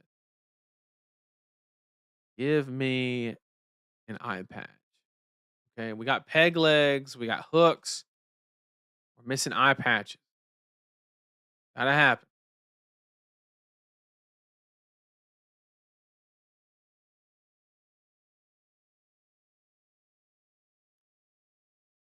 All right. Well, chat,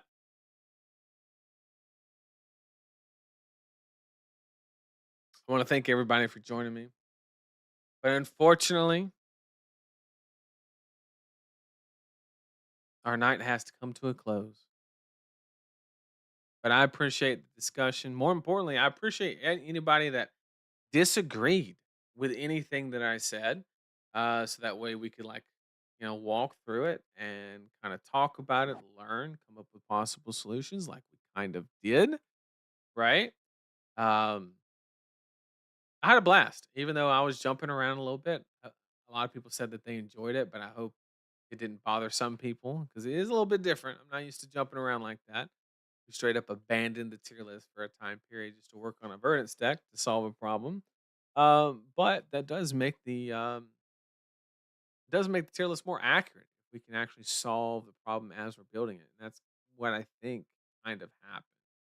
And then the last of it was, of course, very quickly thrown together, but it is what it is. But I really do enjoy everybody um, joining me, and I really do appreciate it. I will see everybody next week. And don't worry, I fully intend to monitor the situation as it develops. If anything develops, it could not, and we could dodge a bullet. Who knows, right? But if anybody's attending any ProQuest events this weekend, I want to wish you the best of luck. And if you play Enigma, play it while you can because it is literally on its way out. So, um, thank you for joining me.